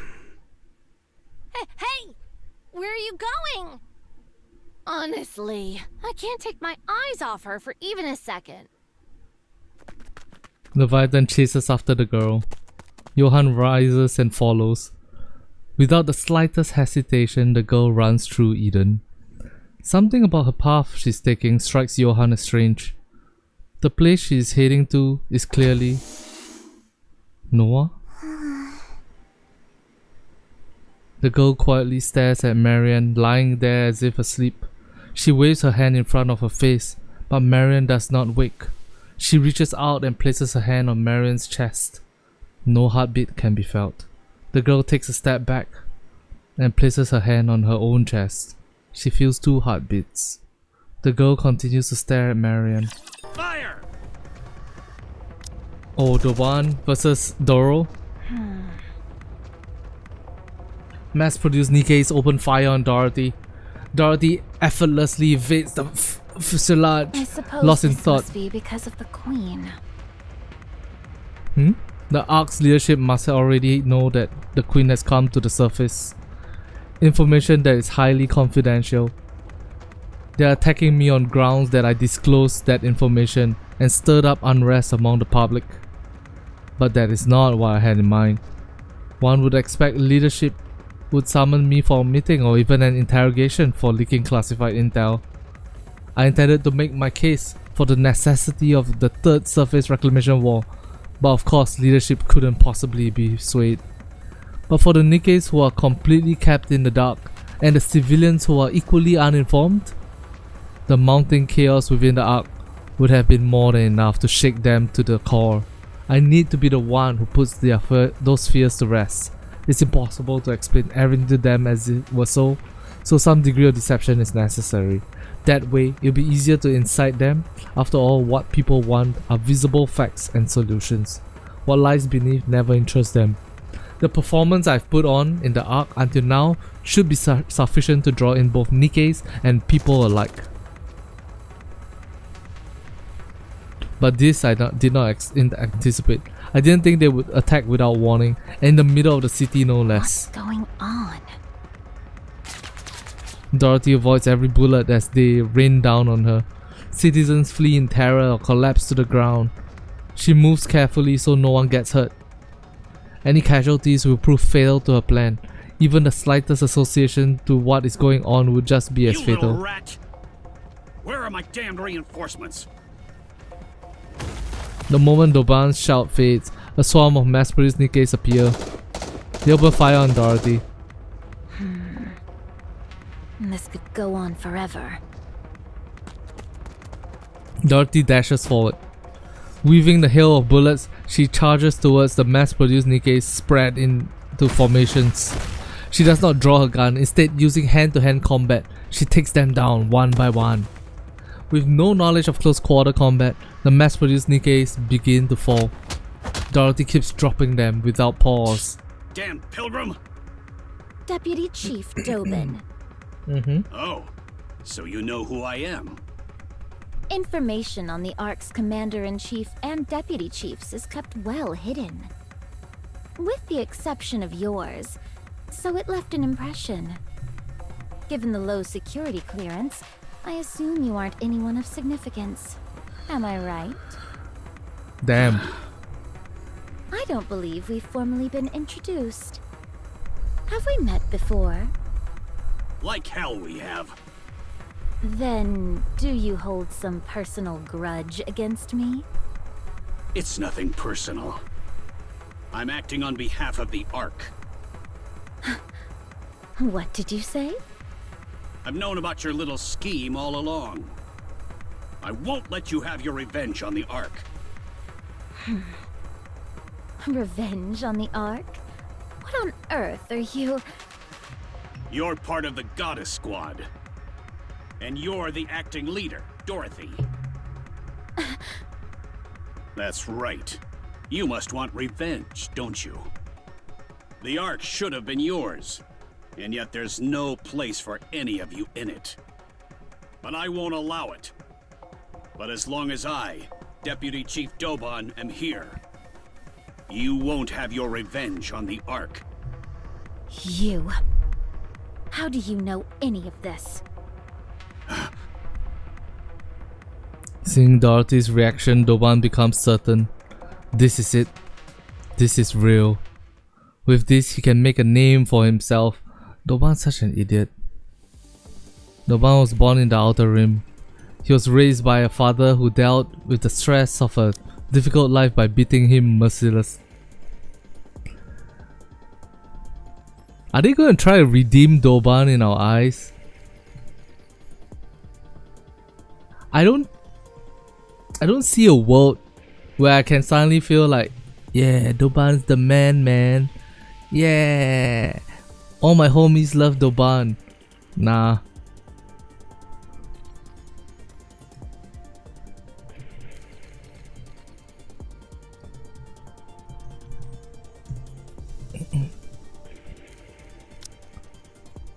To this day, he's unsure if that man was truly his father. Perhaps that was simply what he wanted to believe. One day, while living hand to mouth as a collector, a central government soldier showed up in Ephilatis. Everyone groveled before the soldier and obtained food and money in return. Doban polished the soldier's shoes out of curiosity, and the soldier gave him money. It was a large sum that would take 3 months of work to earn, but he turned down the money. Instead, he smiled and claimed he was only doing this because he enjoyed it. The soldier took an interest in this young boy from the Outer Rim, one who expected no compensation. The soldier stayed in Ephilatis for a month, putting Doban to work as his errand boy. Doban served the soldier wholeheartedly, and on the last day, the soldier said to him, "Come to the Ark and serve me there." And so Doban received an identification chip from the soldier and headed for the Ark. 1 month was all it took. The identification chip that everyone in the Outer Rim could only dream of had come to him simply because he served an unnamed soldier for a month. It didn't take long for him to realize that everything he so desperately desired in the Outer Rim is easily obtained in the Ark. Doban lived as a citizen of the Ark before becoming a soldier. One day, an opportunity arose for him to tour the Outer Rim, which he accepted without hesitation. He did so because he found himself missing his hometown. The moment he crossed the partition, however, Doban was horrified. Had this place always been this filthy and dark? Someone approached him and polished his shoes. It was the man he used to call father. The man repeatedly bowed and polished Doban's shoes, but had no idea who Doban was.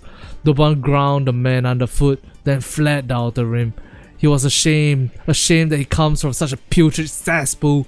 He despised himself for even considering that place home, and for missing it even briefly. From that day on, Doban became vitriolic in his disdain for the Outer Rim. He believed that if the Outer Rim disappeared, his shameful and disgusting past would disappear along with it. He proposed a policy targeting the Outer Rim to the central government. The policy called for isolating the Outer Rim and designating it as a dumping ground. Central government approved the proposal and gave Doban full oversight. From the central government's perspective, the Outer Rim had always been a headache. But abandoned or not, it was still a place where people lived. But the policy Doban presented treated the Outer Rim as a place bereft of inhabitants. If things went wrong, all blame could be pinned on Doban. From the central government's perspective, there was no reason to refuse. The Outer Rim began to turn into hell. Doban soon gained recognition for his role in resolving such a troublesome matter and rose to a high-ranking position. From then on, Doban directed all troublesome and unsavory matters into the Outer Rim. The place descended further into hell. Meanwhile, the quality of life in the Ark continued to rise. As a result of this repeated cycle, Doban rose to the position of Deputy Chief. He felt on top of the world. That someone like him from the Outer Rim could rise all the way to Deputy Chief. It felt like a dream. But that was where it ended. With the Ark stabilized, there was nothing left to dump in the Outer Rim. Whenever problems arose in the Ark, he engineered it to appear as the Outer Rim's handiwork, only to be repeatedly foiled by the Underworld Queen and Exotic. He hears whispers behind his back. He's accused of selling out his own hometown for a promotion, and now that he's without a scapegoat, he's powerless. Doban began to grow anxious. He had a dream to make of the Ark his own personal... He had a dream to make the Ark his own personal fiefdom. What's a fiefdom? A fiefdom is a territory controlled by a feudal lord, or in modern terms, an organization area tightly managed by one person. Historically, it's land held in exchange for service. Today, it often implies a turf or personal domain, with synonyms including domain, territory, district, sphere of influence, or colloquially, a turf. The thought of an Outer Rim native standing atop the Ark filled him with unbridled joy. But he had no way of getting there. Save for his capacity for inhumane methods, Doban had no real talent. His standing naturally began to erode, and nobody acknowledged his worth. He was excluded from the important meetings, and he was not even assigned a Nikke to his name. He concluded that both his position as Deputy Chief and his place as a soldier and citizen of the Ark were at risk if things were continued. He needed to prove himself, but he was incompetent. That was where the pilgrim Dorothy arrived in the Ark. He found it suspicious. The timing was too conspicuous. Doban became certain Dorothy had ulterior motives and began investigating her. When Dorothy left the Ark on an exploration mission on the Utopia, he went so far as to plant a bug on her to find out her motives. However, he learned nothing of significance, and there was no information about Dorothy anywhere in the Ark either. A Nikke without records shouldn't exist. After exhaustive inquiries, Doban uncovered the existence of the Forbidden Library. His position as Deputy Chief made that a possibility. Doban set out to comb through the Forbidden Library. However, the library's doors remained closed to him. Breaking in without authorization would be a death sentence, even for a Deputy Chief. Since there was no way to access the Forbidden Library would be granted to him, Doban was left stomping his feet in frustration. After days of lurking around the Forbidden Library, he spotted a Nikke scoping out the same area. Doban sensed that an opportunity would present itself in some form. And sure enough, something miraculous happened. There was a blackout in the Ark. Shortly after, the Nikke who had been loitering came sprinting out with a book in hand. Doban shot the Nikke in the head, stole the book from her and fled. After reading everything written in that book, Doban let out a shout of triumph. All records from the Forbidden Library carry inherent credibility, so the contents of the book could be trusted. He became certain of Dorothy's intention. He was convinced if he killed Dorothy before she brought ruin to the Ark, his standing would solidify for good, eliminating the instigator intent on destroying the Ark right before any damage occurred. Just imagining himself as a hero who averted the crisis and saved the Ark filled him with joy. Doban, Guardian of the Ark. Written yet while he yet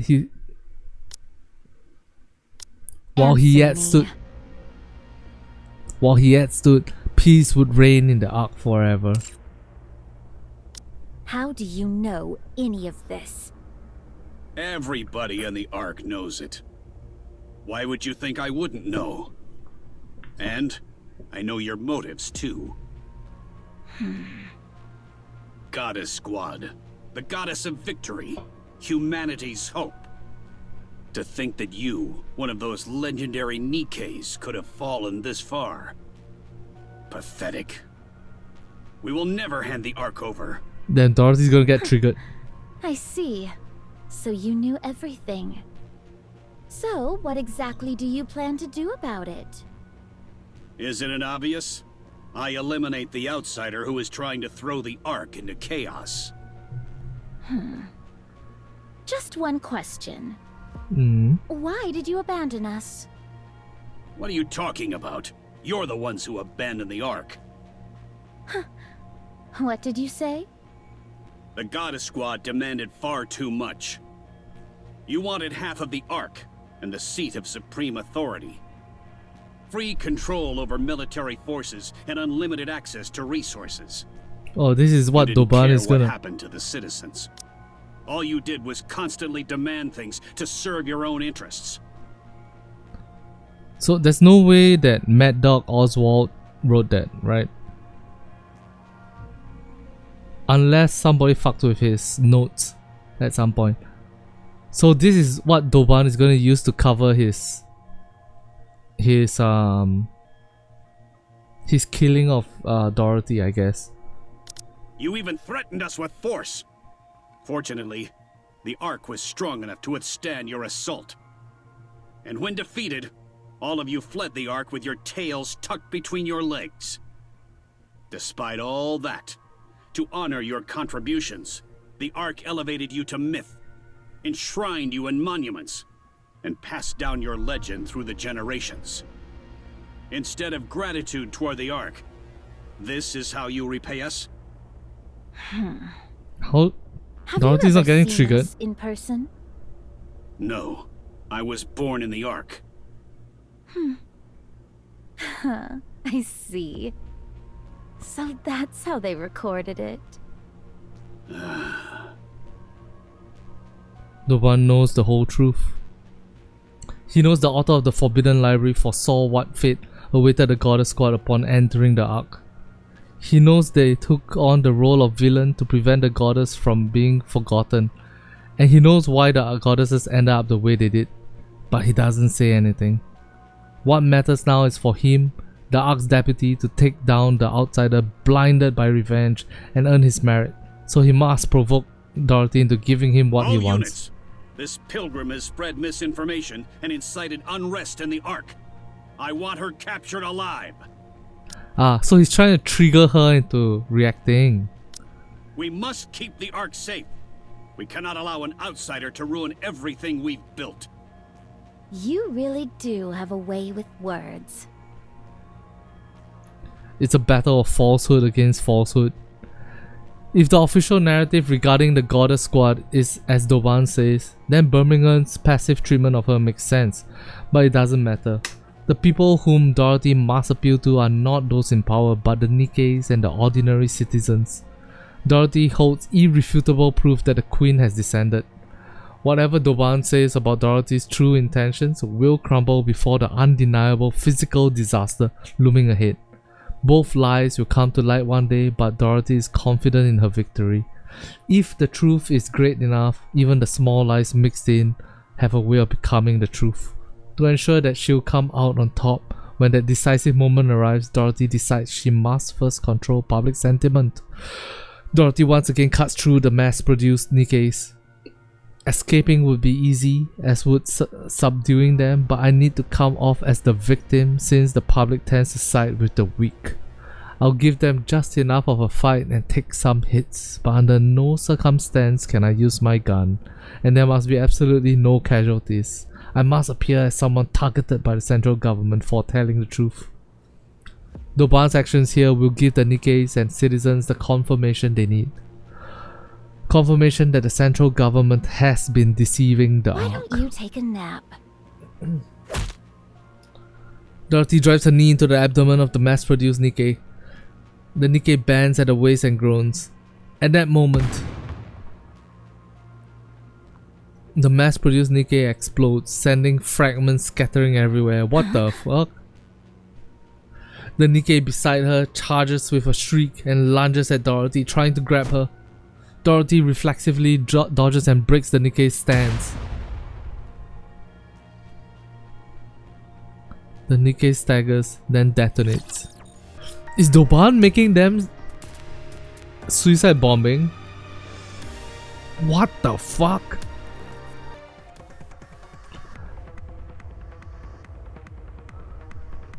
Dorothy brushes a fragment of something from her face and realizes with certainty. What a dirty trick. What the hell? This pilgrim killed those Nikkes. All Damn! units, switch from suppression rounds to live ammunition. This pilgrim has no intention of cooperating. All the mass-produced Nikkeis simultaneously replace their magazines and fire at Dorothy. But the bullets are the same as they were before. Everything was just for show. While dodging the bullets, Dorothy glares at... Pilgrim, you're bent on throwing the Ark into chaos, aren't you? But as long as I, Deputy Chief Dobin, still stand, you won't succeed. But the bullets are the same as they were before. Everything was just for show.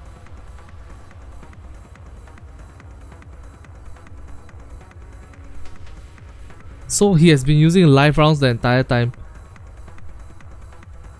But he's just pretending to switch from suppression rounds to live ammunition. What the fuck? My god, my god.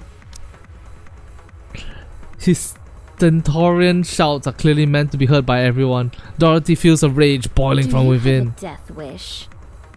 You'd even lay hands on a human? No matter how intensely you despise the Ark. Isn't this going too far? Pop off, Dorothy.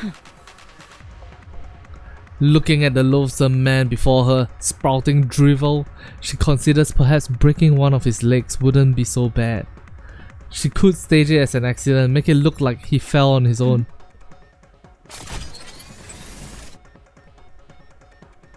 A mechanical sound echoes from above. Dorothy looks up. What's up there? Rappy and I land together aboard 7 Dwarf Zero. We assess the situation. Fragments of fallen Nikkeis lie scattered across the ground. Dorothy! It wasn't me. I know, I'm asking what happened. Dorothy looks at Doban. Were you the one who talked? Huh? About what? About me. To that human. Of course not. Why would I go about talking about that so carelessly? Ah, the counters! The Ark's beacon of hope. You've arrived just in time. Pilgrim, it's over. Give up now. Have you come to stop me? Yes. I see. In the end, you're all the same. It seems like your patience is wearing thin. Considering how much Dobin is provoking you, perhaps you were considering breaking his leg and staging it as an accident? Huh? I don't know how things got to this point, but I think we should talk things over first. That is what I intended. But the other side does not seem so amenable to the idea. What? Hey, you! Aren't you here to back us up? No, we came to take Dorothy with us. You fool! Take a good look at this carnage. That pilgrim has already killed 2 of my precious Nikkeis. Invaluable assets to the Ark. That's impossible. Dorothy doesn't use explosives. It looks to me like those Nikkeis explode from the inside out. As if someone planted bombs in them beforehand. You idiot! A little success and suddenly you can't see what's right in front of you. This pilgrim is set on overturning the Ark. And you're defending her? Yes. I am siding with Dorothy. You traitor! You have no idea what she's really capable of. I would say I know her better than you do, Deputy Chief. Filthy traitors! A lot of you! I'll see you all court-martialed and hanged. You say I don't know her true colors? It's you who doesn't. I'll show you what kind of creature that pilgrim really is. Come out! And then Dorothy turns into Doro mode, the true form. At Doban's gesture, the formation parts. Numerous mass-produced Nikkeis step forward. They are all Product 23 model Nikkeis. All of them remove their visors to reveal familiar necklaces around their necks. No way. Memories from aboard the Utopia come rushing back to me. The image that held Dorothy captivated. A name surfaces. Pinay. No, something is different. The mass-produced Nikkes who have stepped forward each wear anxious expressions. They glance around nervously, their gazes wavering. They are all individual Nikkes. They cautiously turn their eyes towards Dorothy. Alright, this is when you have to step in front of Dorothy, cover her eyes and give her a hug, I guess. We need to get out of here. Up until now, I've never seen Dorothy wear that expression. Seeing Dorothy's face, Doban celebrates inwardly. The name he hears spoken through the wiretap while Dorothy was aboard the Utopia, Pine. The same one confirmed in the book from the Forbidden Library, Pine. Whoever this Pine is, she's clearly someone important to Dorothy. So he dug through old records to learn everything he could about Pine. Fortunately, the book from the Forbidden Library even detailed her final demise. From there, he mobilized as many Product 23 models as possible. He prepared and equipped them with the same necklace seen in the photo. Now he sent them hurtling towards Dorothy, then kill them all. If Dorothy becomes angry, good. If she loses reason, even better. If she comes charging at him to kill him, it'll be perfect. In that moment, she'll become the Ark's public enemy number 1. The Nikkes at his side are equipped with energy shields rated against optical weapons. Dorothy uses optical weapons, favoring precision low output shots over high output ones. The shields should hold against her shots well enough, and in the process Dorothy's weakness will become fully exposed. After that, everything will fall into place. He'll take down Dorothy, the pilgrim with unclear motives who pose a clear threat. It will be easy to frame her for attempting to overthrow the Ark, especially because she's a well-known pilgrim. Then Doban will be recognized for his efforts, for saving the Ark from danger. He recalls Dorothy's reaction earlier. Drunk on the feeling of victory, Doban smiles for the first time in a while. I don't fully understand the relationship between Pine and Dorothy. Even so, one thing is certain, Pine is more precious to Dorothy than anyone else. And the image of that very person is standing before her now.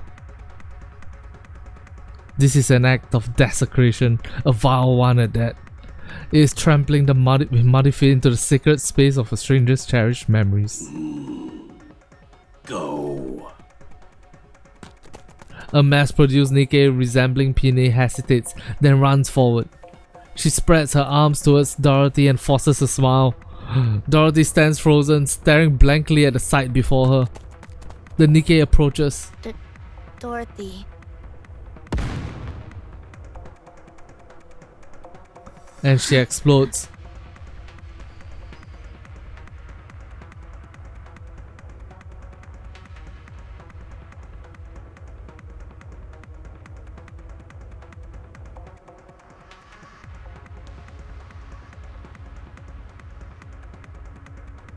Holy fuck.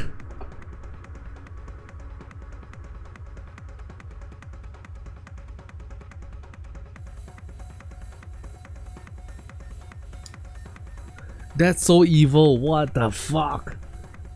You're so mad. Yeah. Holy shit. Rappy. Putting a bullet in that bastard's head now. No, that's not what I meant. Subdue Dorothy.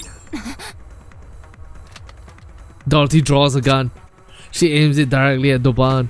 Rappy rushes in and grabs Dorothy's gun. Let go. Wait!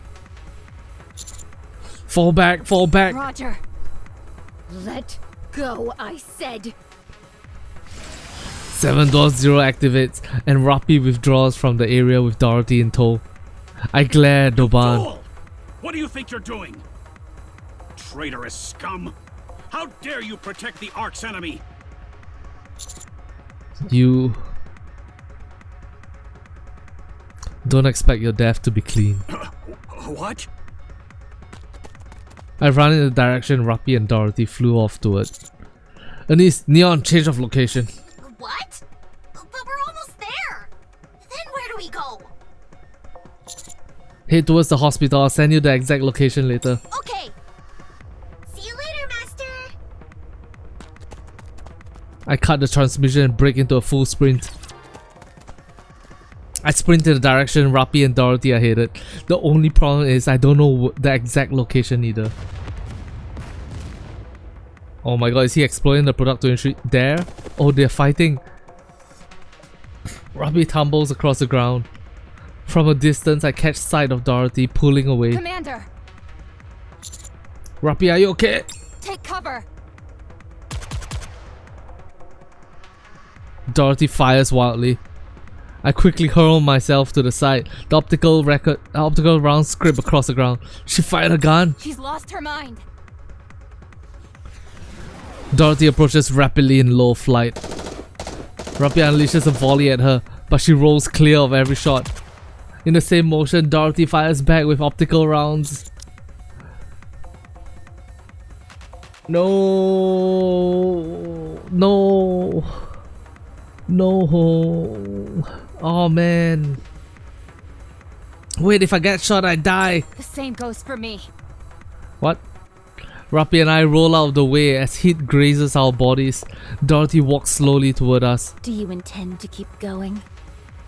I prefer not to. But if I stop, you'll go back and kill Dobin.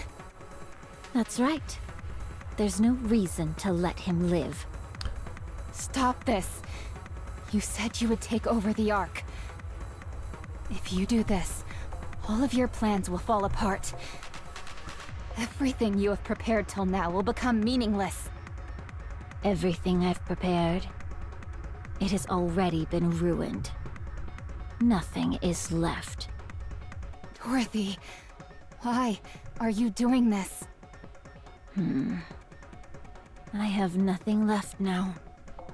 The place we thought was paradise refused to let us in.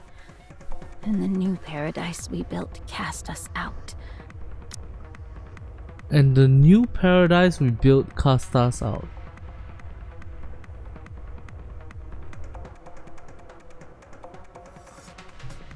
The place we thought was paradise refused to let us in. That's the Ark. The new paradise we built cast us out. Eden. Ah, freelancer, thank you very much. But you were cast out because you were not there. That one's on you. Make good with Eden.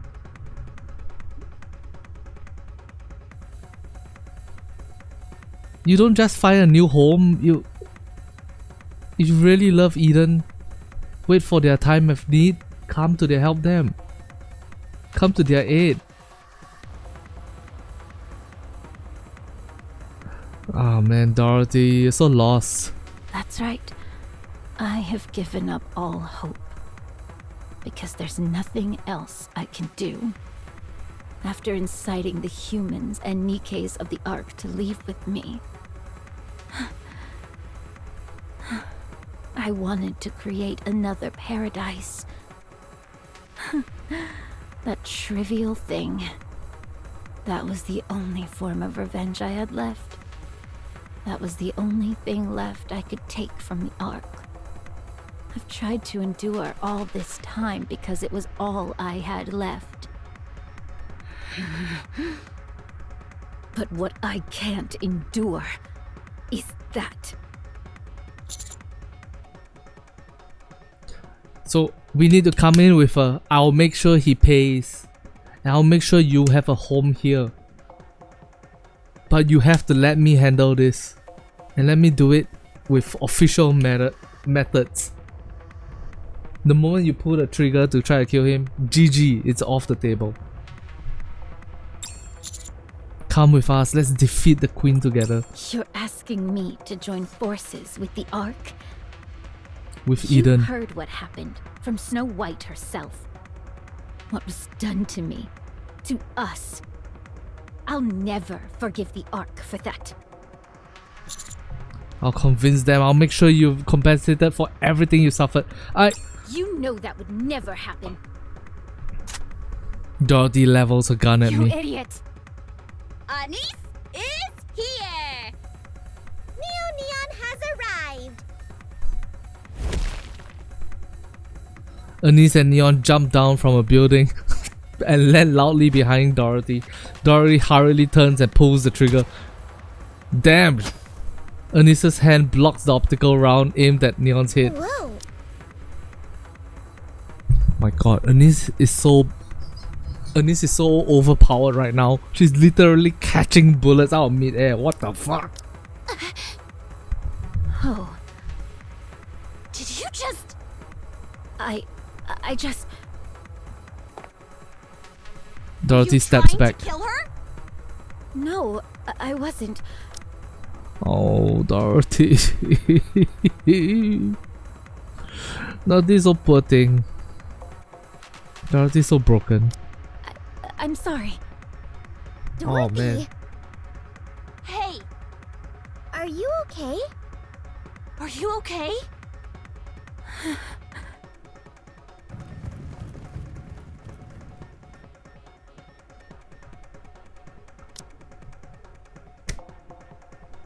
Oh man.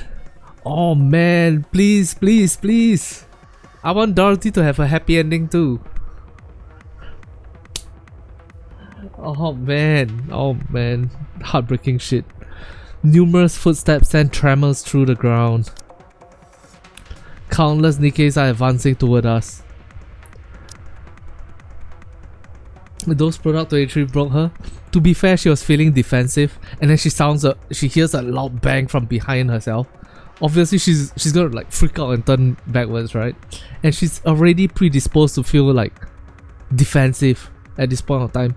So I think it's 100% understandable why she pulled the trigger. But as Anise and as Neon, obviously they're like, what the fuck? And then her reaction was regret. It wasn't anger. Yeah, I did so what? Fuck you. Blah, blah, blah, blah, blah. She was regret. Which means that at some level Dorothy recognizes that they are friends. Recognizes that she likes them. But doesn't want, because she's so fucking tsundere right now, right? She knows that they mean well. She knows that they are friends. And she regrets doing it and she feels guilty about it. Oh man, this character writing is insane. And then now here come the product 23s. Well done, Counters. Hold her right there. Shut the fuck up, Doban. Stop. Don't take another step and don't even think about giving any orders. You son of a... Counters. We protect Dorothy. Roger. Got it. Firepower! Firepower! We face off against Doban's forces with Dorothy standing behind us. So the big difference right now is I don't think us as commanders are willing to kill Doban. But Doban is willing to die to pursue his thing. So how do we stop this? Get Anik involved. We need Anik.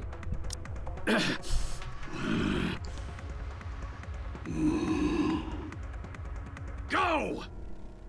Damn. The mass-produced Nikkes leading the formation exchange nervous glances. Go, damn you! I said go! Go and fight! The leading product 23 models charge forward. With frightened expressions, they rush toward us. Fury fills Dorothy's eyes. Rappy quickly grabs both of Dorothy's hands. Anise and Neon follow suit, grabbing Dorothy's shoulders. Why is she so strong? Don't worry, there's 3 of us. Let me go. I'm going to dispose of that trash. I know he's a piece of garbage, but you have to hold back. Hold back? You want me to hold back? Imagine if those Nikkes looked like Red Hood! Could you really hold back? That piece of filth! How dare he use Pina! My most precious wings! He's desecrating her memory! He doesn't know the first thing about what happened, but he dares trample on my memories to provoke me?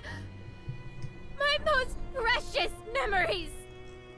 You already know he's trying to get a rise out of you, so don't fall for it. I don't care. I'll play right along. Very well. I'll take the bait. Are you being serious?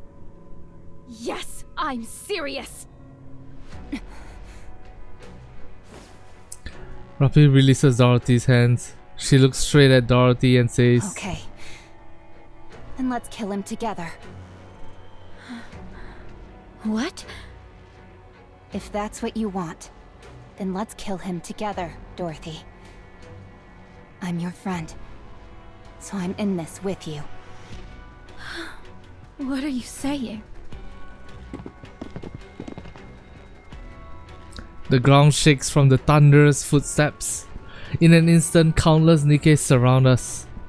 Deputy Chief Birmingham arrives with reinforcements in tow. Everyone, oh my god. Stop. Birmingham knows the truth because Birmingham has read the books.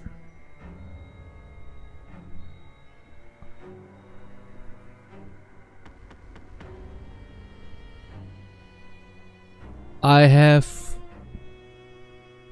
a very bad feeling Birmingham is dying here. Dorothy, drop your weapon. Birmingham! I said drop your weapon, Dorothy. Now, drop it. Why should I? Perfect. Exactly what I hoped for. A large audience. The fuck, you're saying this out loud? You sure? Doban fiddles with something. I get a bad feeling in the pit of my stomach. As if responding to that foreboding, the Nikkes resembling Pine react all at once. They tremble as if in agonizing pain. Moments later, all the mass Dorothy. Dorothy. Dorothy.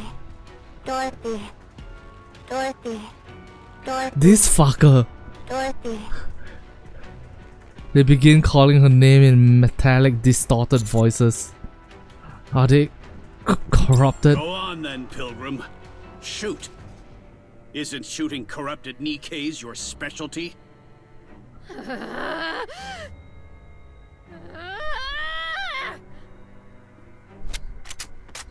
Dorothy shakes everyone off and raises her gun. No!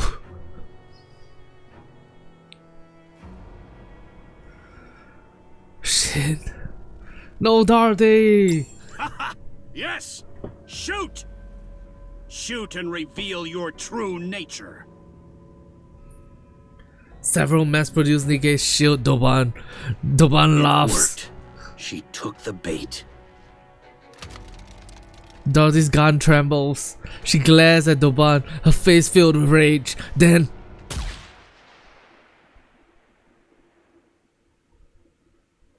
a hole opens in Doban's head.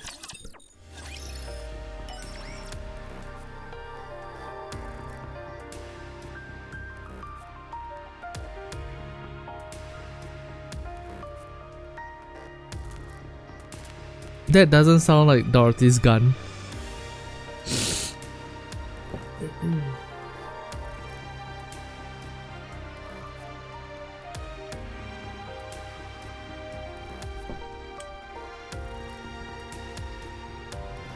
That sounds like Ain's sniper, but obviously Ain is not here in the story right now. And it doesn't make sense for Ain to be the one to do it, right? Who is it?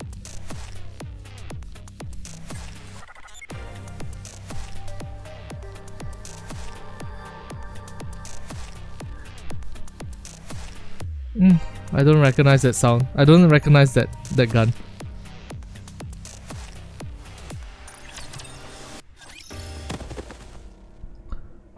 Doban collapses to the ground. Red spills from his head and stains the ground. His body lies motionless. He dies instantly. Chaos erupts. Nikkes and citizens alike scream. One of the Ark's highest authorities, a deputy chief, is dead. Dorothy, what have you done? It was Dorothy? Shit. It wasn't me. It wasn't Dorothy. I turned my head. Smoke rises from Deputy Chief Birmingham's gun. Deputy Chief. Enoch, the verdict. I will deliver my judgment. The mobilization of private forces within the Ark without majority consent of Ark leadership. The use of live ammunition within the Ark without majority consent of Ark leadership. Enoch. I called it. The genius streamer calls every single thing that happens in the story. Let's go. Let's go. We did it. The use of explosives within the Ark without majority consent of Ark leadership. The meaningless sacrifice of Nikkes in the process. Furthermore, the misuse of classified research data pertaining to corruption without majority consent of Ark leadership. The misuse of classified research data pertaining to corruption.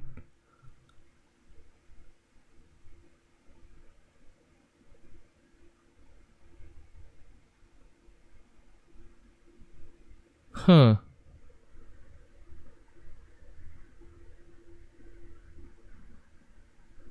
The Ark has a way to corrupt Nikkes. The Ark has already researched a way to corrupt Nikkes instantaneously on command, like how Doban did.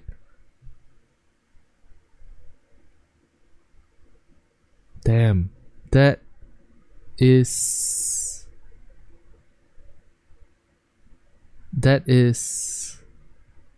dark, and that sounds like a thing that they could use for espionage very easily. All of the above actions resulted in considerable disorder within the Ark.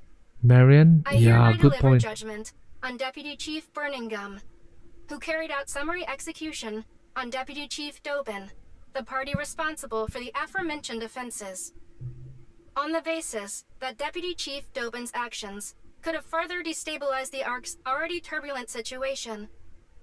On the basis of the potential threat posed to the Ark by unnecessarily provoking the Pilgrim, Dorothy, an unidentified entity. Furthermore, on the basis that Deputy Chief Dobin held no meaningful influence over the Ark's current operations. Oh shit. I hereby rule Deputy Chief Birmingham's summary execution of Dobin a justified act. Please note that this ruling factored in the special circumstances of the situation being treated as wartime. Good. That's a relief. Birmingham, who is drenched in sweat, looks at Dorothy. Dorothy stares back with a shocked expression. A real relief. Birmingham surveys the Nikkes filling the streets and the citizens watching everything unfold from a distance. Then he whispers to me, "You know, hey,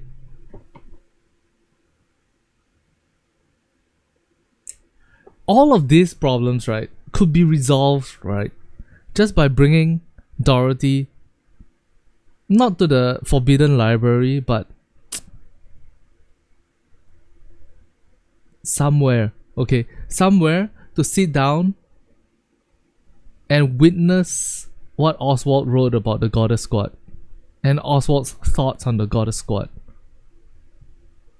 Hell, if Oswald ever had an autobiography, right, give that book to Dorothy and let her read it.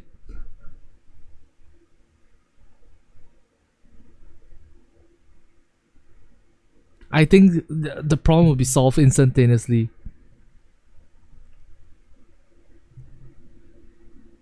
Help me put the Nikkes and the citizens at ease. What? Why don't you do it yourself? I'm not good with crowded places. Oh, also, Birmingham is not stuttering now, but we are stuttering now. Very well.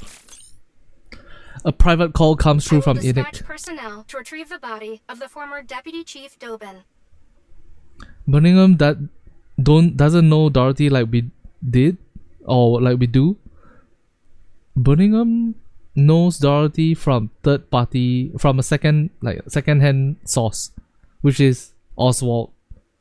How do we know this? Well, we know this from the recent Ernest story.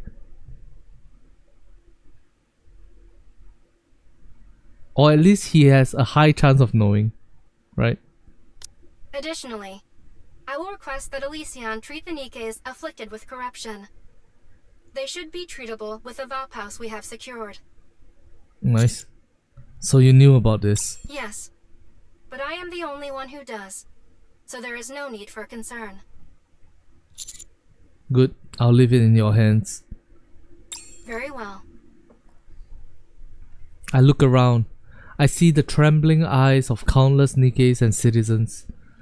At the end of their gaze, Dorothy stands. I take a deep breath and point at Dorothy. This is Dorothy! And she now has an idol skin. As you guys may know, Ernest is putting on a performance with TT Star. Fun fact, Dorothy and Rappi, best friends, they are also putting on a performance. That's why you will be able to see them in their idol outfits in the coming weeks. Please support us. This is Dorothy, the second leader of the Goddess Squad. The Goddess Squad is not a legend, they existed, and their leader stands before you now. What on earth are you saying? Dorothy is innocent. Dorothy is innocent. I can vouch for her. You all know what Dorothy has done for the Ark in its times of need. I will personally guarantee Dorothy's safety. As the commander of the Countess, the commando unit. Former Deputy Chief Doban. He attempted to frame and execute Dorothy. His motives are currently under investigation. His actions are no different from acts of terrorism, including the discharge of firearms and the planting of bombs inside Nikkes to use them as weapons. He was executed by Deputy Chief Birmingham. Should I say more? Do I need to address what Dorothy or even what Doban said? As I mull these things over, my eyes meet Birmingham. He subtly shakes his head. That is all I can share at the moment. Further details will be provided in a statement from the central government. From here on, please follow any directives issued by the central government. Thank you. The commotion begins to settle. Dorothy.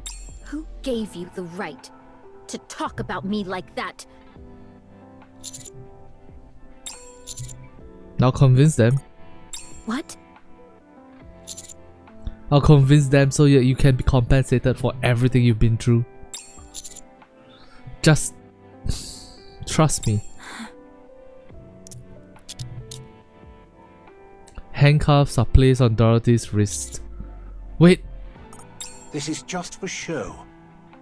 She did discharge a firearm in city limits after all. Besides, do you really think this metal scrap can actually restrain her? Of course not. For now, we'll hold her at the rehabilitation center for Nikkes. We can talk there. Very well. Oh, and by the way... Yeah? Well done. In times of chaos like this, it's more helpful to convey just the immediate situation than go into detail. It also buys us time on our end, which is even better. You're still a little rough around the edges when it comes to knowing when to cut things off, but you'll improve. Anyway, go inside and rest. We'll talk again soon. This guy, he threw the assignment to me, saying that he's not good with crowds, and then now he's saying, hey, good job, but you didn't do quite, you know, it's still a little bit rough around. Shut the fuck up! Shut the fuck up! You threw the job at me! Understood. Thank you. Dorothy. Yes? Behave yourself, and don't cause any trouble at the rehabilitation center. He's testing you. Some outside food. Any magazines you want, just say the word. I'll spank his ass. I'll spank his ass. Anime magazine, you want to just say the word. You three are absurd. We're best friends already lah. Stop acting tsundere lah. Aiyo. Tsundere your whole life, then you sad at the end. Dorothy and Birmingham stare at each other. You tsundere the whole time, and then after that you're like, I have no friends, I have nothing, I'm so sad. Shut the fuck up lah, just treat us as friends lah. After more than 10 minutes, Dorothy begins to grow restless. Just as she is about to speak, Birmingham opens his mouth. You were too hasty. Inciting Nikke's and citizens to rise up toward a third surface reclamation war. Did you really think that would work? All of you were dragging your feet. It was frustrating. So the Queen really has descended? Yes, she has. Then the destruction of Eden must be true as well. Sort of. And you really are Dorothy of the Goddess Squad? Yes. Oh my god. Oh my god. Oh my god. Oh my god. It's happening. It's happening. It's happening. Birmingham is gonna explain what happened to Dorothy. Oh my god. Right. I've known that all along. What? I knew you were Dorothy of the Goddesses from the moment we first met. I knew those in the Ark regarded us as legends, but I didn't expect a deputy chief of all people to buy into it. When we first met, you asked me something. You mentioned someone's name and asked if I knew it. Oswald. He's my grandfather, although not by blood. Huh. Dorothy springs to her feet. You! Please sit. Causing a scene won't help anything. Yeah. I'll explain. That would be wise. Dorothy sits back down. You. I wasn't convinced that you were truly Dorothy from the Goddess Squad. I saw through your true intentions of either destroying or taking over the Ark early on. But I couldn't bring myself to dispose of you. According to my grandfather's records, you were the most radiant goddess of victory of all. My grandfather Oswald. He allowed himself to be disgraced in order to protect you all.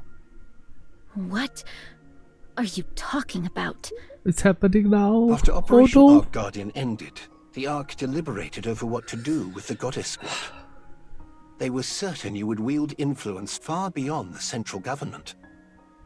So on the day you returned to the Ark, they mobilized every method they could to bring you goddesses down and to drag you from your pedestal. No one adored the Goddess Squad more than my grandfather. He held a high enough position to oversee the entirety of Operation Ark Guardian. So he abandoned the Goddess Squad, because it was obvious to anyone that they would be destroyed if they returned to the Ark. You honestly expect me to believe that? I know. There's no evidence of it.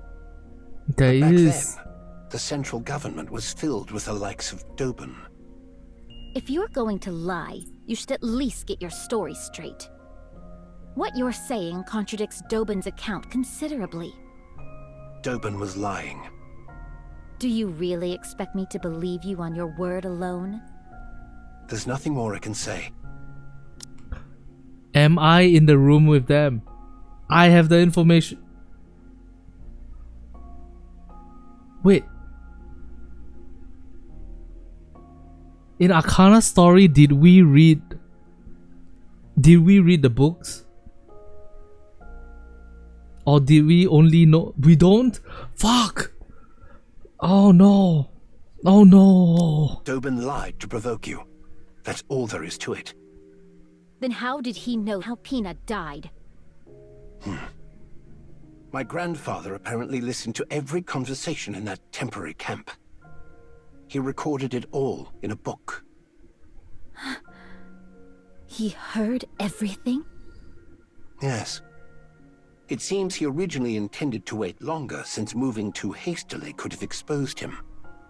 But after what happened to you, he moved up the schedule. Because he feared the goddesses would crumble. Why didn't anyone say anything?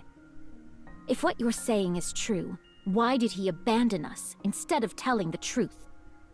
Because even if he told you that entering the Ark meant you would be placed on trial, destroyed politically, and buried under false charges, you would still insist on coming to confirm it for yourselves. That was how deep your trust in the Ark ran, after all. If he'd told you that there was a problem in the Ark and that he'd contact you later, you would never have left the Ark's entrance. Because your concern for the Ark ran that deep. From my grandfather's perspective, he needed a lie that was convincingly realistic. A lie that would keep you away from the Ark.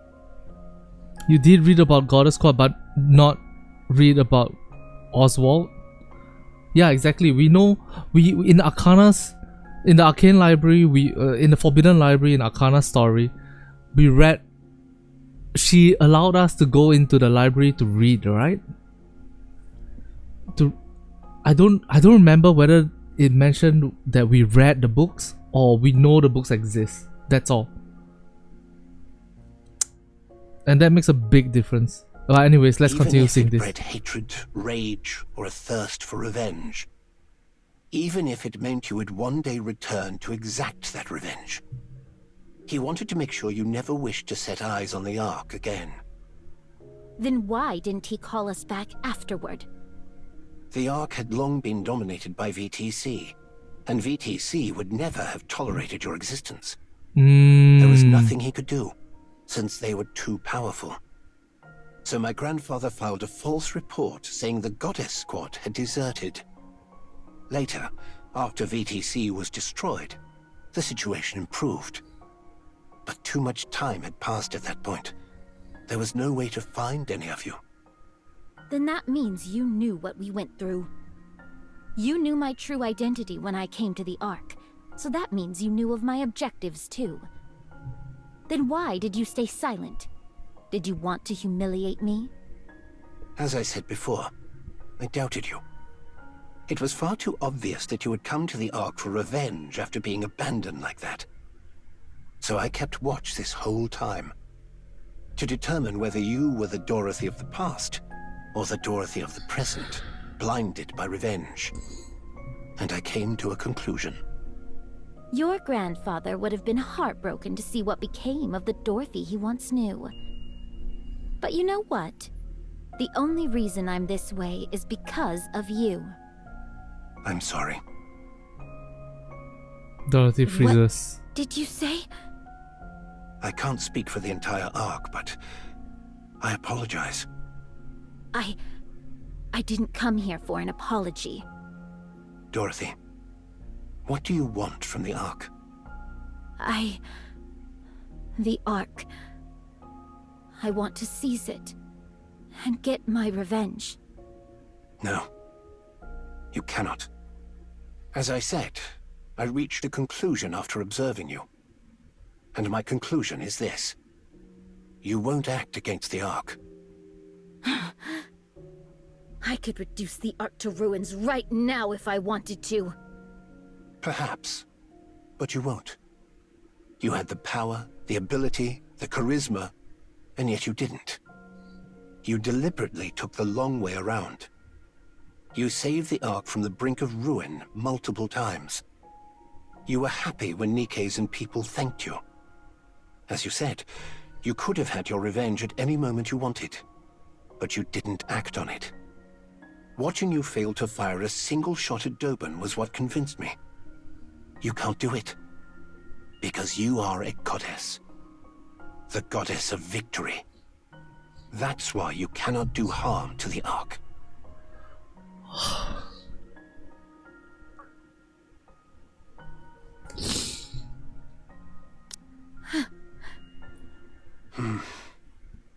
It's pitiful in a way.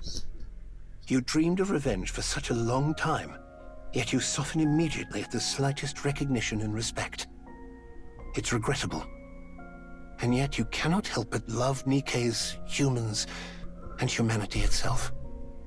It's truly sad that you're destined only to be used by others, despite having the wherewithal to take revenge, yet unable to go through with it. How foolish of you. Why, you... Who are you to talk to me like that? And that's precisely why. You're still the goddess of victory. I can't leave you like this. Tell me clearly, are you an enemy or an ally? If you are our enemy, we will strike you down. But if you are still our goddess of victory, the Ark will help you. Without fail. We will help you become the goddess of victory once again. Humanity's hope. A true goddess. Please, stop. Don't say any more.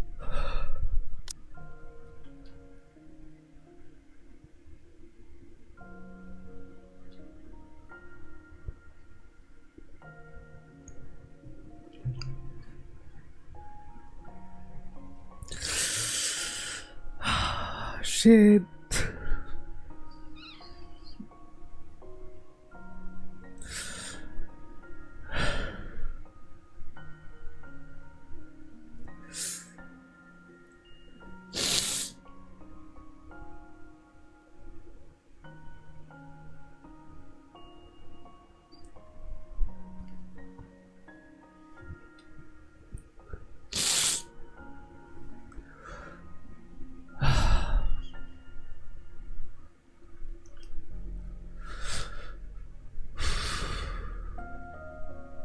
To deal with the death of Pine and the abandonment of the goddess squad by the Ark, Dorothy was broken until she found the hatred for the Ark. Until she saw that signboard and she laughed under the signboard and came to the conclusion that she wanted to bring the Ark to its knees, right? And that's what kept her moving for an entire lifetime, for 100 years.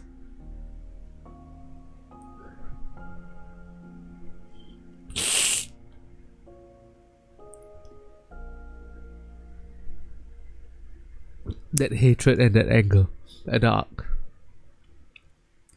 But even then, after coming back to the Ark, Dorothy is still essentially a goddess of victory. She still loves humanity. She still loves the Ark. She still loves Nikke. And instead of setting it ablaze, she wanted to bring people out of the Ark to create her own new paradise, to cope with the loss of Eden.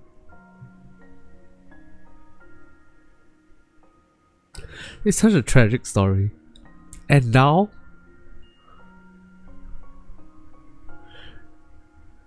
fuck Doban. Doban's dead, super dead. And now Birmingham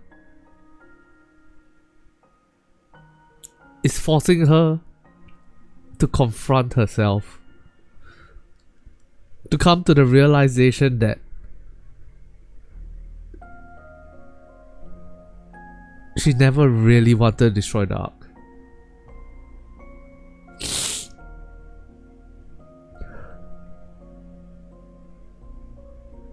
Dorothy suffered the most out of the squad. Her leader died, the commander disappeared, her girlfriend died, Red Hood gone, the Ark betrayed. Snow and Scarlet had mind switched to avoid pain, but Dorothy didn't.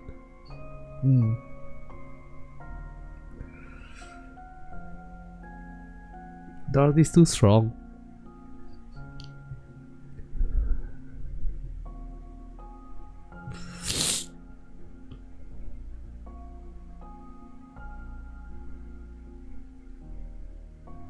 Do you know the mind switch thing? Mind switch in Nikke it symbolizes something in humans, real life humans, which is trauma. And trauma causes us to change. Right? A rewriting of essentially how you think.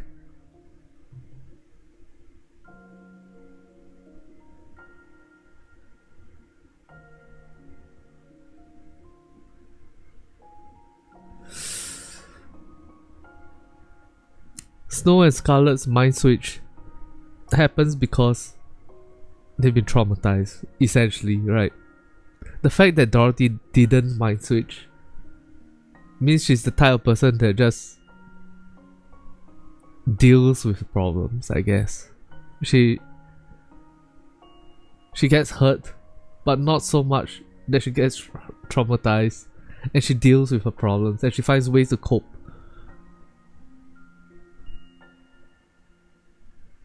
I don't know. I don't know why I brought that up. Never mind. Fuck, I love Dorothy so much. She's such a fantastic character. Fuck.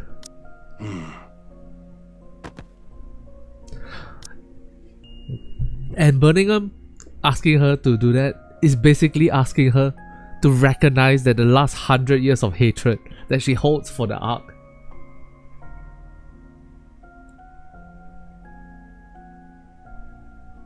is hollow and it's empty and you want to be loved.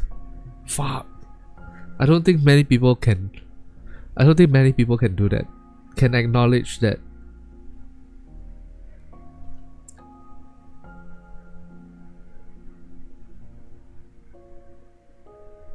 they don't really hate the Ark in this position.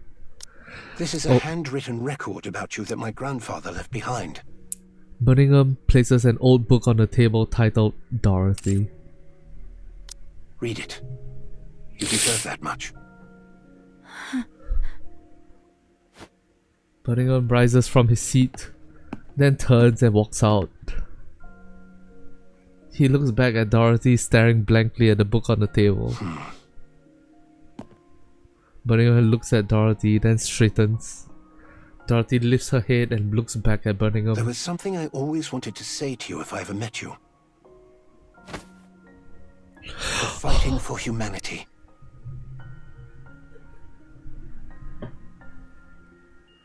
I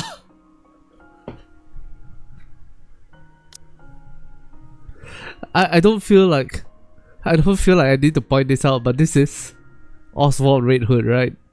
Oswald Red Hood and Birmingham. Dorothy. I sincerely thank the Goddess Squad.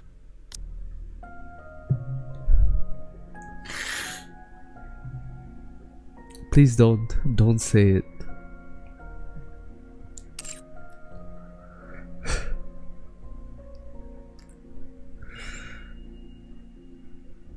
Of course, the reason why Dorothy is saying this is because she can feel her conviction breaking. She can feel the strength of her belief breaking, right? The door closes. Dorothy stares ahead blankly. No.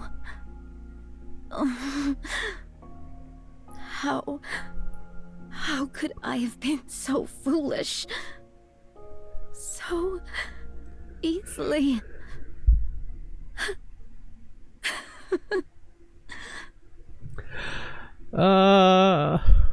Dorothy. That evening, Dorothy reads the book Birmingham gave her. The final page is filled with nothing but words of guilt towards the goddesses, which Dorothy stares at blankly through the entire night. When morning comes, she hears that a high-ranking official from the central government has requested a visit. She doesn't want to go because it's certain to be an uncomfortable meeting. Even so, she gets to her feet. Dorothy sits in a chair in the visitation room. Her visitor has yet to arrive. But Dorothy is relieved as she still wrestles with her feelings. A short while later, she hears the door opening behind her. She does not turn around. She hears the door close and the footsteps draw nearer. Dorothy lowers her head and closes her eyes, a silent signal she doesn't want to be spoken to. Then a familiar scent reaches her. The scent of marigold.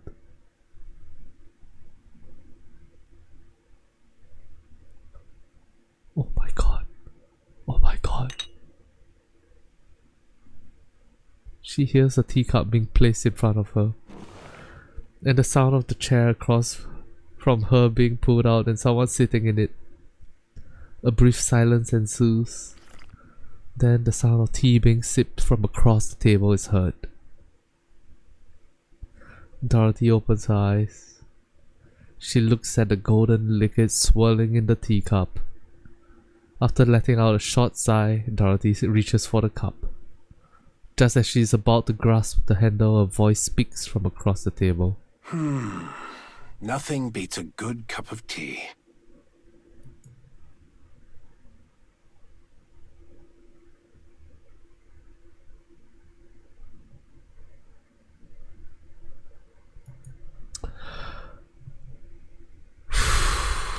I see you're still as picky as ever.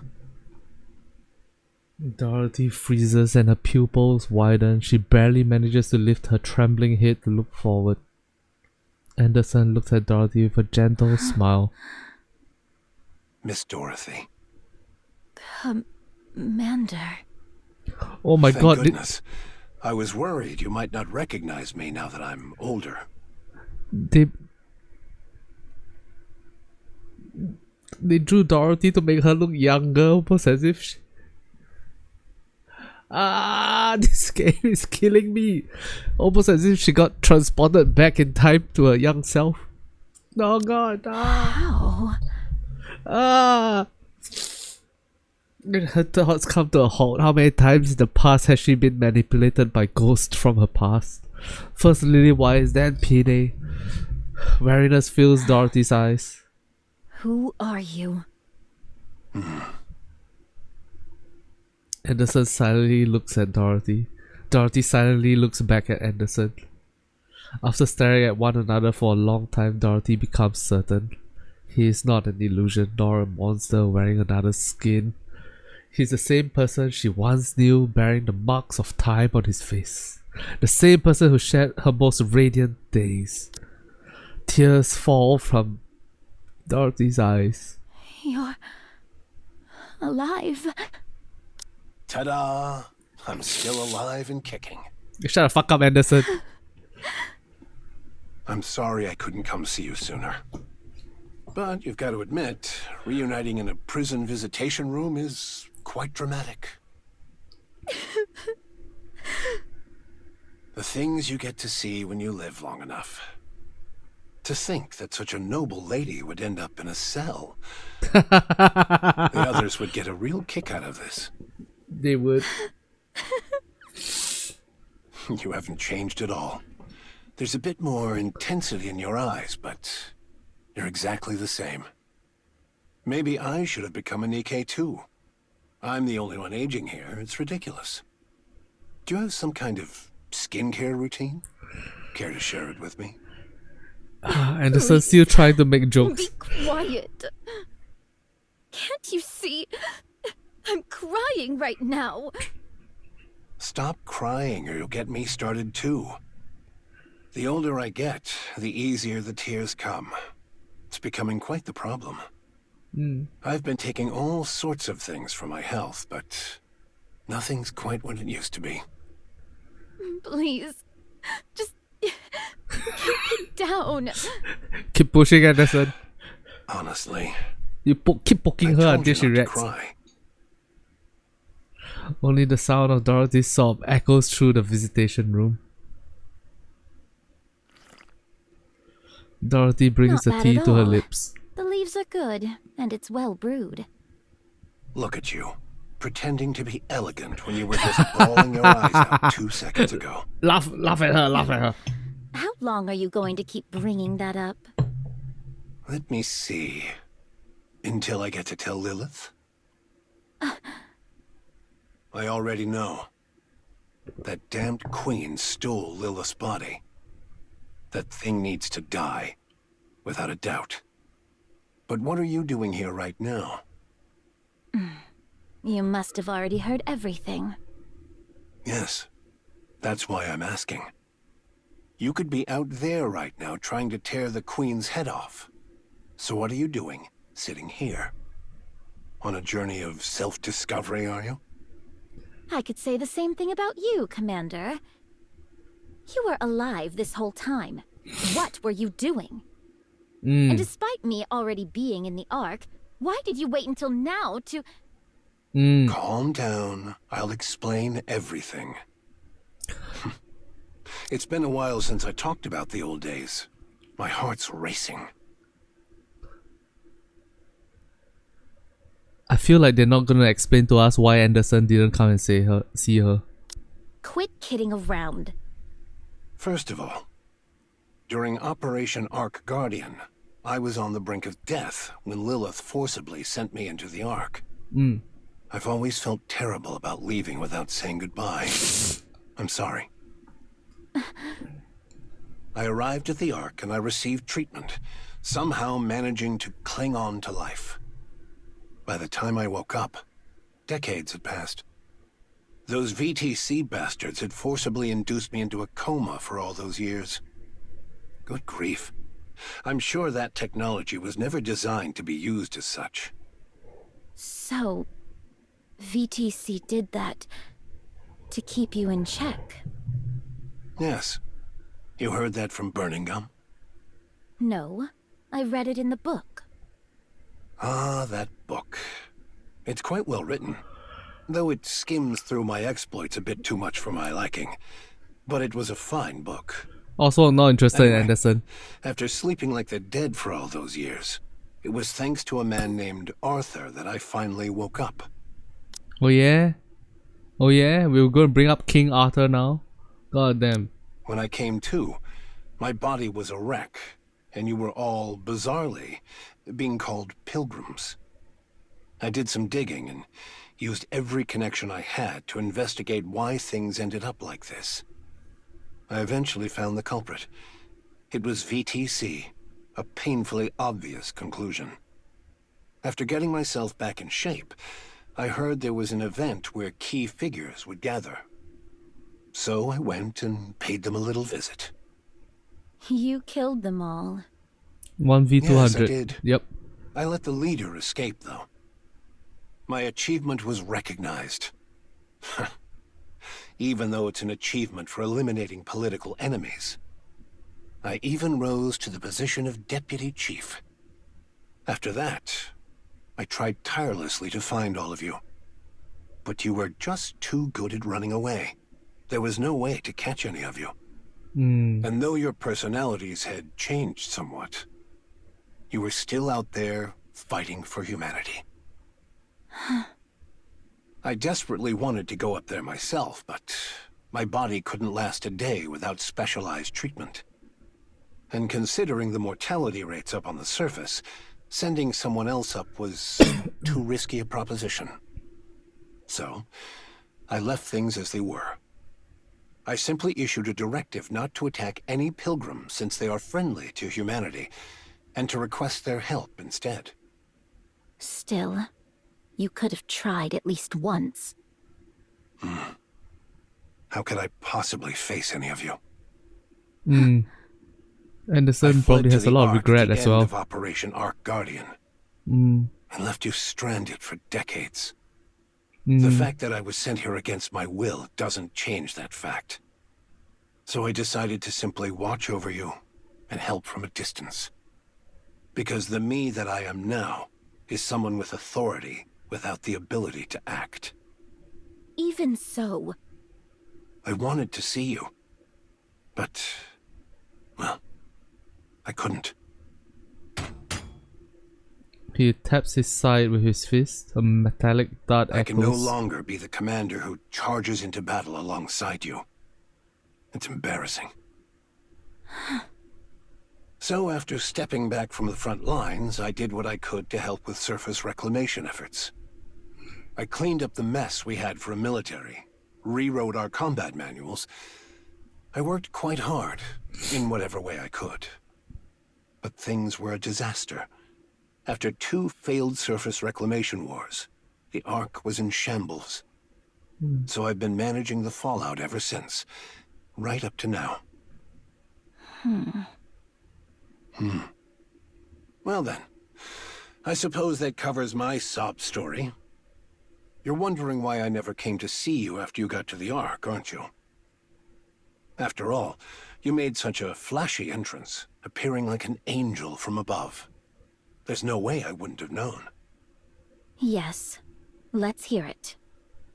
I knew everything about your situation.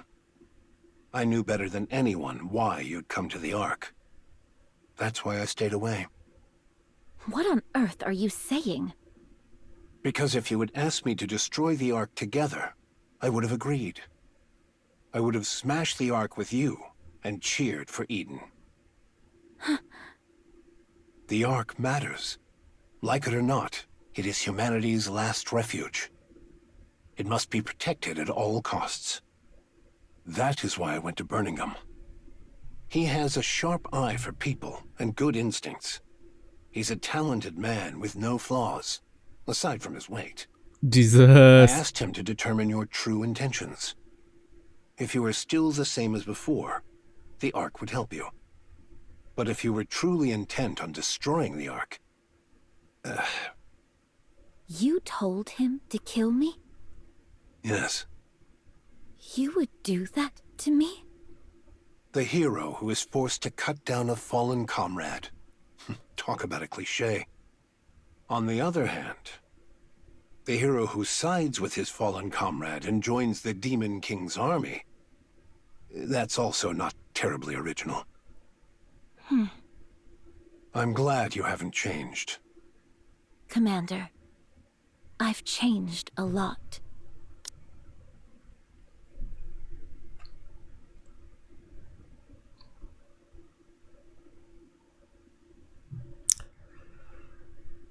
She says she's changed a lot, but she still calls him Commander. No.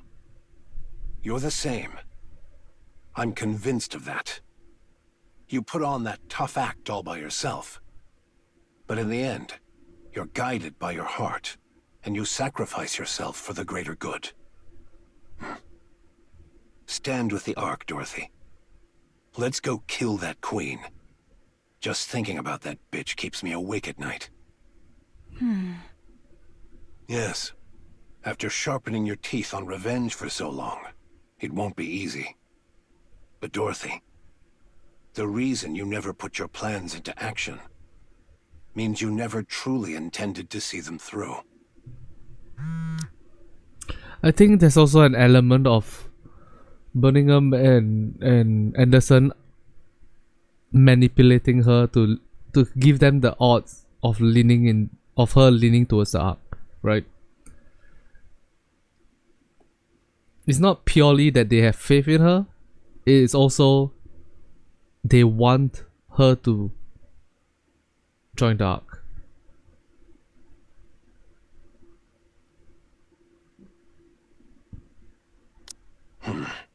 Excuse me for a moment. Anderson takes out his phone. Yes, it's me. Yes. I'll return shortly. I'm meeting an old acquaintance. My condition has been stable, so I don't see why I need such frequent checkups. Understood. I'll be there soon. Yes. See you later. Your way of speaking has changed a lot. I'm a deputy chief, after all. I have to act a little dignified. But I'm the same man I was before. My body may be broken down and aging, but my heart is unchanged. What about you? I have to go, but I'll be back. Listen to the guard and don't try to escape. Commander, despite all that's happened, yeah, she's on the glad edge, I could exactly. See you again. See, I told you I tear up easily now that I'm getting older. Oh, try these. They're apparently mint chocolate seafood chips. The fuck? The fuck tonal change is going on. It's so solemn, and then suddenly like, seafood chips. What the fuck? Yuck! What unholy abomination is that? Wow, Sounds Neon like a judging other gourmet people's haute food choice. cuisine snack. Let Dorothy be the judge. She has discerning taste. I'm not eating that. Oh my god, if Dorothy joins counters, I'm gonna lose it.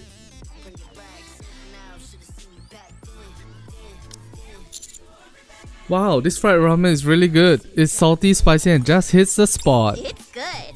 I think it tanked because of its name. Change that, and it would be a hit. Why did you buy so many dumplings?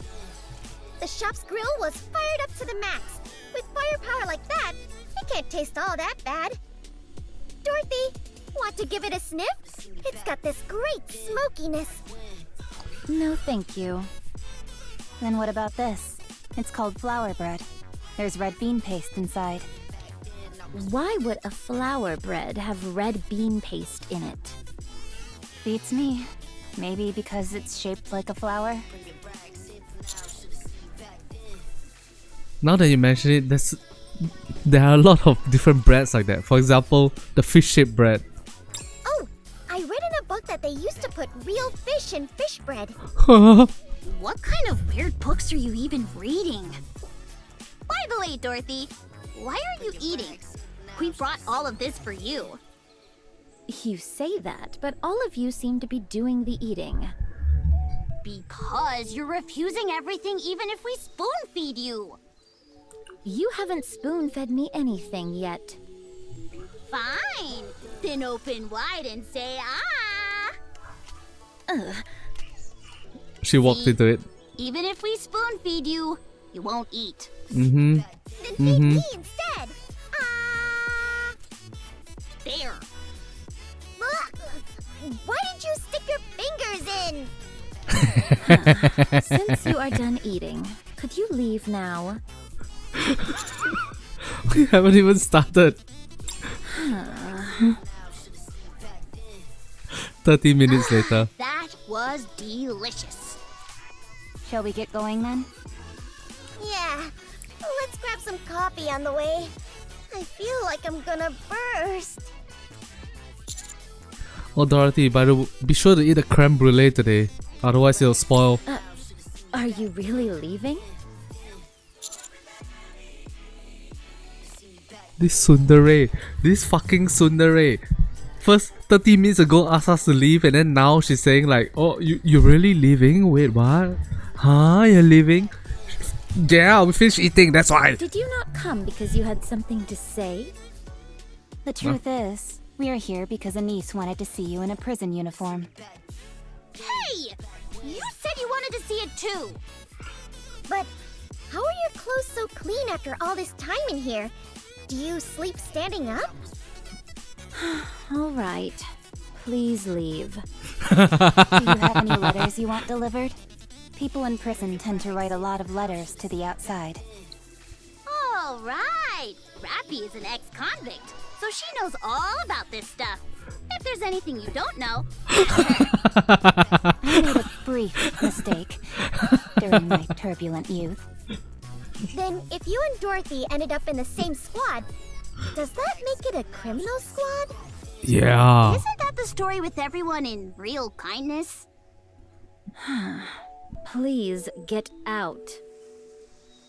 We need Dorothy as a member of Countess. Please. What do I think other than Dorothy joining Countess? Dorothy going back to Eden and making good with Johan.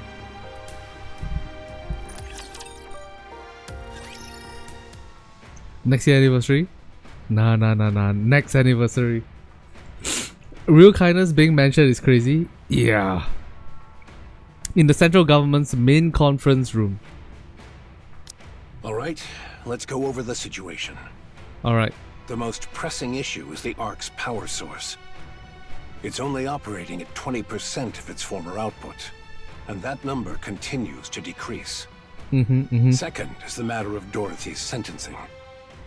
The incident was severe enough to cause casualties. On top of that, it really rattled the public. Speaking of, we've got an open deputy chief position now. Anyone have any candidates in mind? Oh my god, not me. Not me. No. I do. It's still a little early to say, though. Very well. And third, A gunfight in the middle of the city, following the incident with Sixo. All sorts of rumors are spreading. Public confidence has taken a serious hit. We need to gradually resolve this, but we're out of ideas at the moment. The Ark's power source is the most critical issue. The Ark's infrastructure will gradually become paralyzed. No viable alternative has been identified as of yet. Can't we just go to the surface and bring back a truckload of supplies?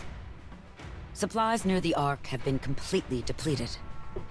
We'd need to venture much farther, and the risk and time required increase sharply the farther we go. Also, it's not just a matter of supplies. Even if supplies come in, we lack the power to process them. Le public sentiment, c'est much more sérieux. Mysterious groups are forming in large numbers. We do not know when, or where, or what kind of problem will arise. The conference chamber falls silent. We would like to hear your thoughts. I believe you would have an appropriate solution. After all, you are the commander of the commando unit. Well, I think we need to have a big party. TT Star. Aha! We get TT Star to do a huge performance to lift public morale. That's the solution. Everyone looks at me. Bearing the weight of expectations, I open my mouth to speak.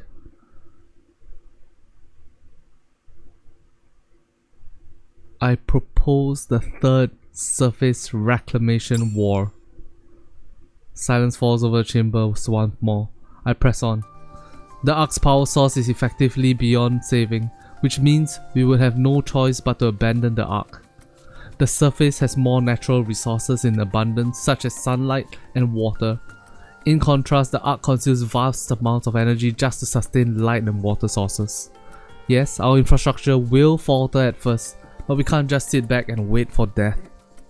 Everyone in the conference room listens quietly.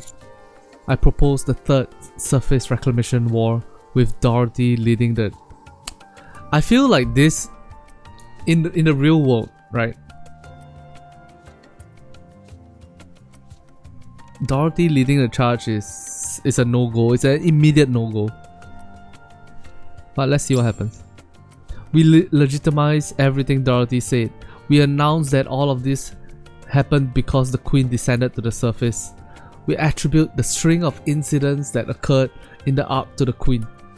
The central government keeps all this secret to prepare for the third war, but in the wake of Dorothy's revelation, decided to go public to prevent anything worse. Since we cannot let Dorothy's word turn out to be a lie, we place Dorothy at the vanguard. Additionally, I demand the restoration of her reputation and that of the entire Goddess Squad. That last request seems rather personal. Not denying it. Do you think Dorothy will go along with this? Of course. The third surface reclamation war? Are you out of your mind? The raptors are infinite. How long are we going to bang our heads against this wall? The raptors are no longer infinite. What? It's been confirmed. The raptors are now finite in number. Enoch verified it. What are you saying? With who? Ugh. To summarize, the Ark can no longer serve as humanity's home. The Queen has descended. The raptures are no longer infinite. With Eden's new technology, our equipment production output is sufficient. The Ark's strength is at its peak, and our comrades on the surface will be a great asset to us. Dorothy leads so she can make it up with Eden.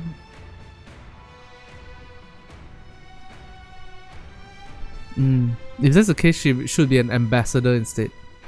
It'll be much more useful. But yeah.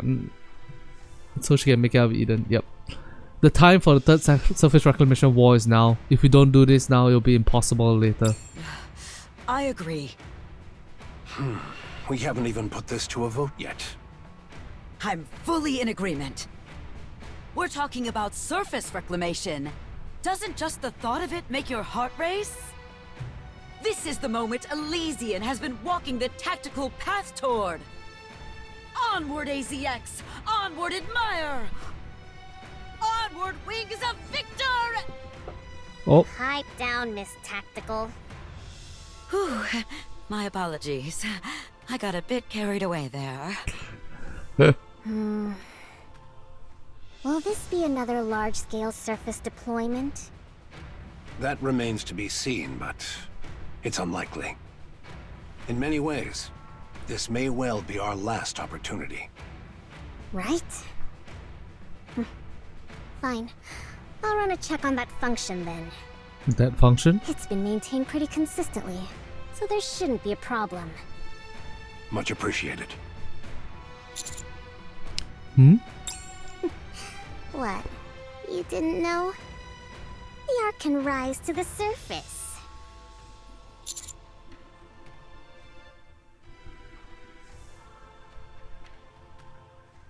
What?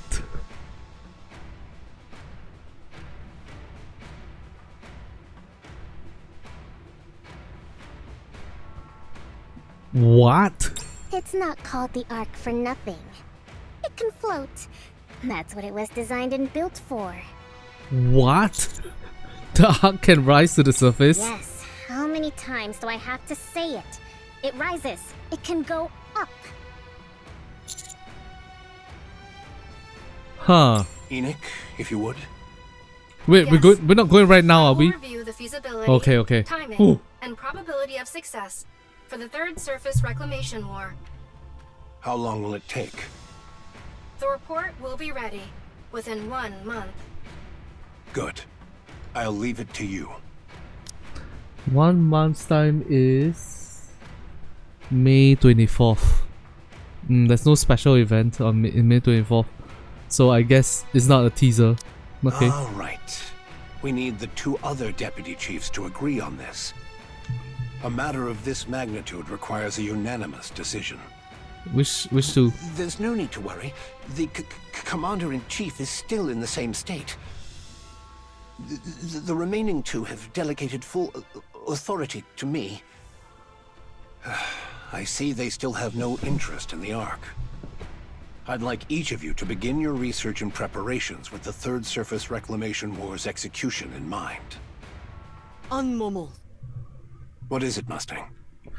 You're Surface contained in 1 month? third Hell no. surface reclamation war maintenant? Oh no, certainly not. Public morale is at its absolute lowest. To declare war in the middle of this would be catastrophic. True. I would not be surprised if une revolt occurs. But we have no proper alternative. Our only choice is to push forward. C'est moi! I have the ideal solution! We hold on grand concert to celebrate the third surface reclamation war! Strip away the solemnity and march toward a better tomorrow for all of humanity! Et voila! That's how we present le festival! Moi excels at this! The crème de la crème, in fact! Mais it will cost beaucoup de money! This won't end with just one concert, no! We open concert after concert! Encore, encore! We will captivate the souls of every Ark citizen, absolument!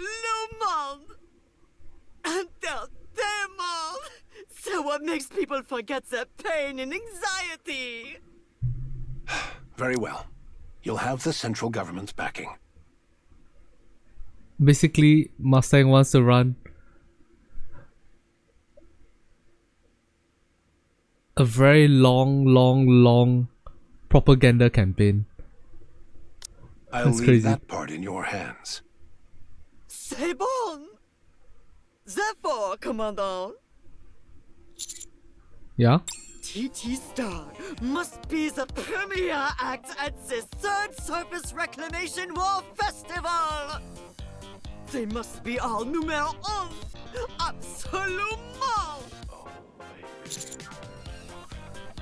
Ah. Oh. Oh. Wait, I thought you got shot in the head. I guess you're okay then.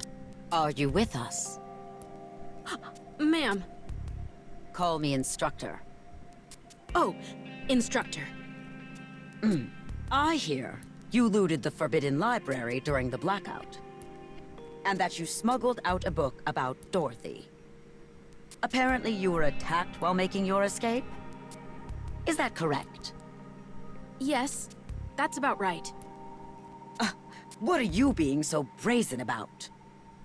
It's only thanks to Arcana that we found you so quickly. Had we been any later, we might not have been able to save you. But you did save me, didn't you? Oh, what became of Arcana? Since Forbidden Library materials were leaked under her care, she will be punished accordingly. Oh no! I'm the one who stole it. She's the victim here. Why would you punish the victim? What kind of abuse of power is this? I haven't finished speaking. Theoretically speaking, Arcana should be punished. But this only occurred due to the unforeseen Arc blackout. Given the special circumstances, we've decided not to pursue the matter. All things considered, things did not turn out too badly. Has the person who shot me been identified? What happened to them? They were identified and killed. Goodness. It just goes to show that crime doesn't pay. Irie, the Forbidden Library's very existence is classified. You will be held accountable for leaking its contents without authorization. I've got a question. You're not listening to a word I say. Fine. What is it? What were Dorothy's true intentions? To take revenge on the Ark, but she never actually acted on it. What drove her to seek revenge? That's classified. Because the Ark used Dorothy and the Goddess Squad before discarding them. I see. You seem pleased. Yes. I'm with an inspection unit. Exposing the dirty secrets of others is the reason for my existence. And now, oh my... To think, I've now exposed even the Ark's darkest secret! I love it! I knew there was a reason I didn't quit this job. Go on, tell me how brilliant I am. Yes, you are brilliant. Woohoo! Which is why you will be undergoing a memory wipe. Uh-oh. Pardon? Don't worry. Only the information pertaining to the Forbidden Library will be erased. But knowing you, you'll find your way back there someday. Oh, that's no problem then. Any chance you could put it off for a while, though? I'd like you wanna to make savor notes? this feeling a little longer. Fine. As you wish. By the way, where is Avastar? Why isn't she with you?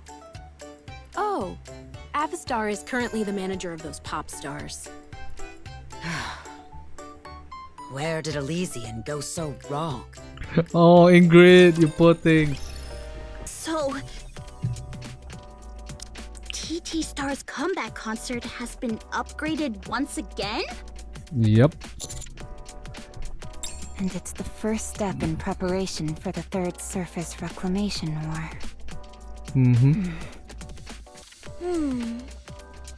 Isn't it a bit much? Tell me about it. My thoughts exactly. We're not the only ones performing, right?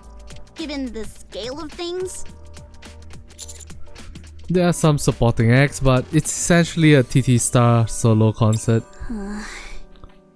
Did you obtain the Nikke production technology? Yep, Miss Lisa provided it. Huh? Why Macilis and not Elysian? Are you not afraid of our tactical ways? Missy Liz is the best when it comes to Nikke production technology after all. I suppose that's true.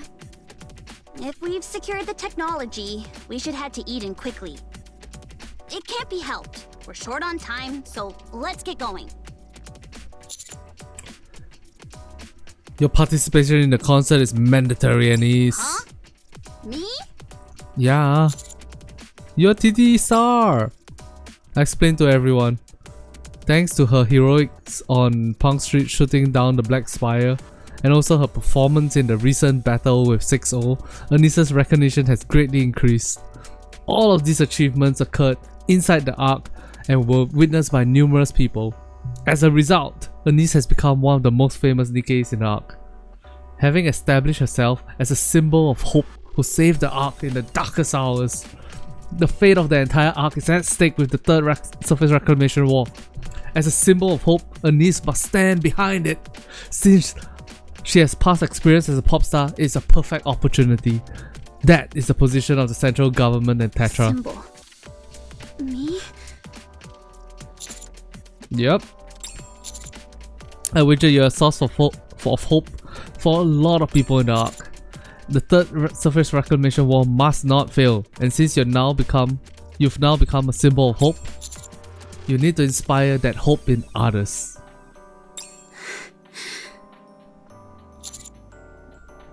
You need to show them who you are in this. Show them how radiant you are. Rapi and Neon place their hands on Anisa's shoulder. Humble, Anise. Don't get all high and mighty just because you got a little famous. I haven't even done anything! Oh, it's a new face! Wait, then are you going to Eden without me? Nope. We'll catch your concert first, then go after. You sure that's okay time-wise? This doesn't only concern you, it's also important for the Countess. We'll finally get to see the fruits of our labor. I think it'll be a good source of motivation for what's to come. Going to Eden after the concert is the right call. Some of the Nikke production technology has already been sent ahead. The important parts must be delivered in person, but they can at least start setting things up. So, get yourself ready. Let's put on a show. Alright. I'll put on one hell of a show! You'll make sure our tickets are sorted, right? Be sure to give us good seats. Of course! You'll have the best seats in the house, with the best view of my performance.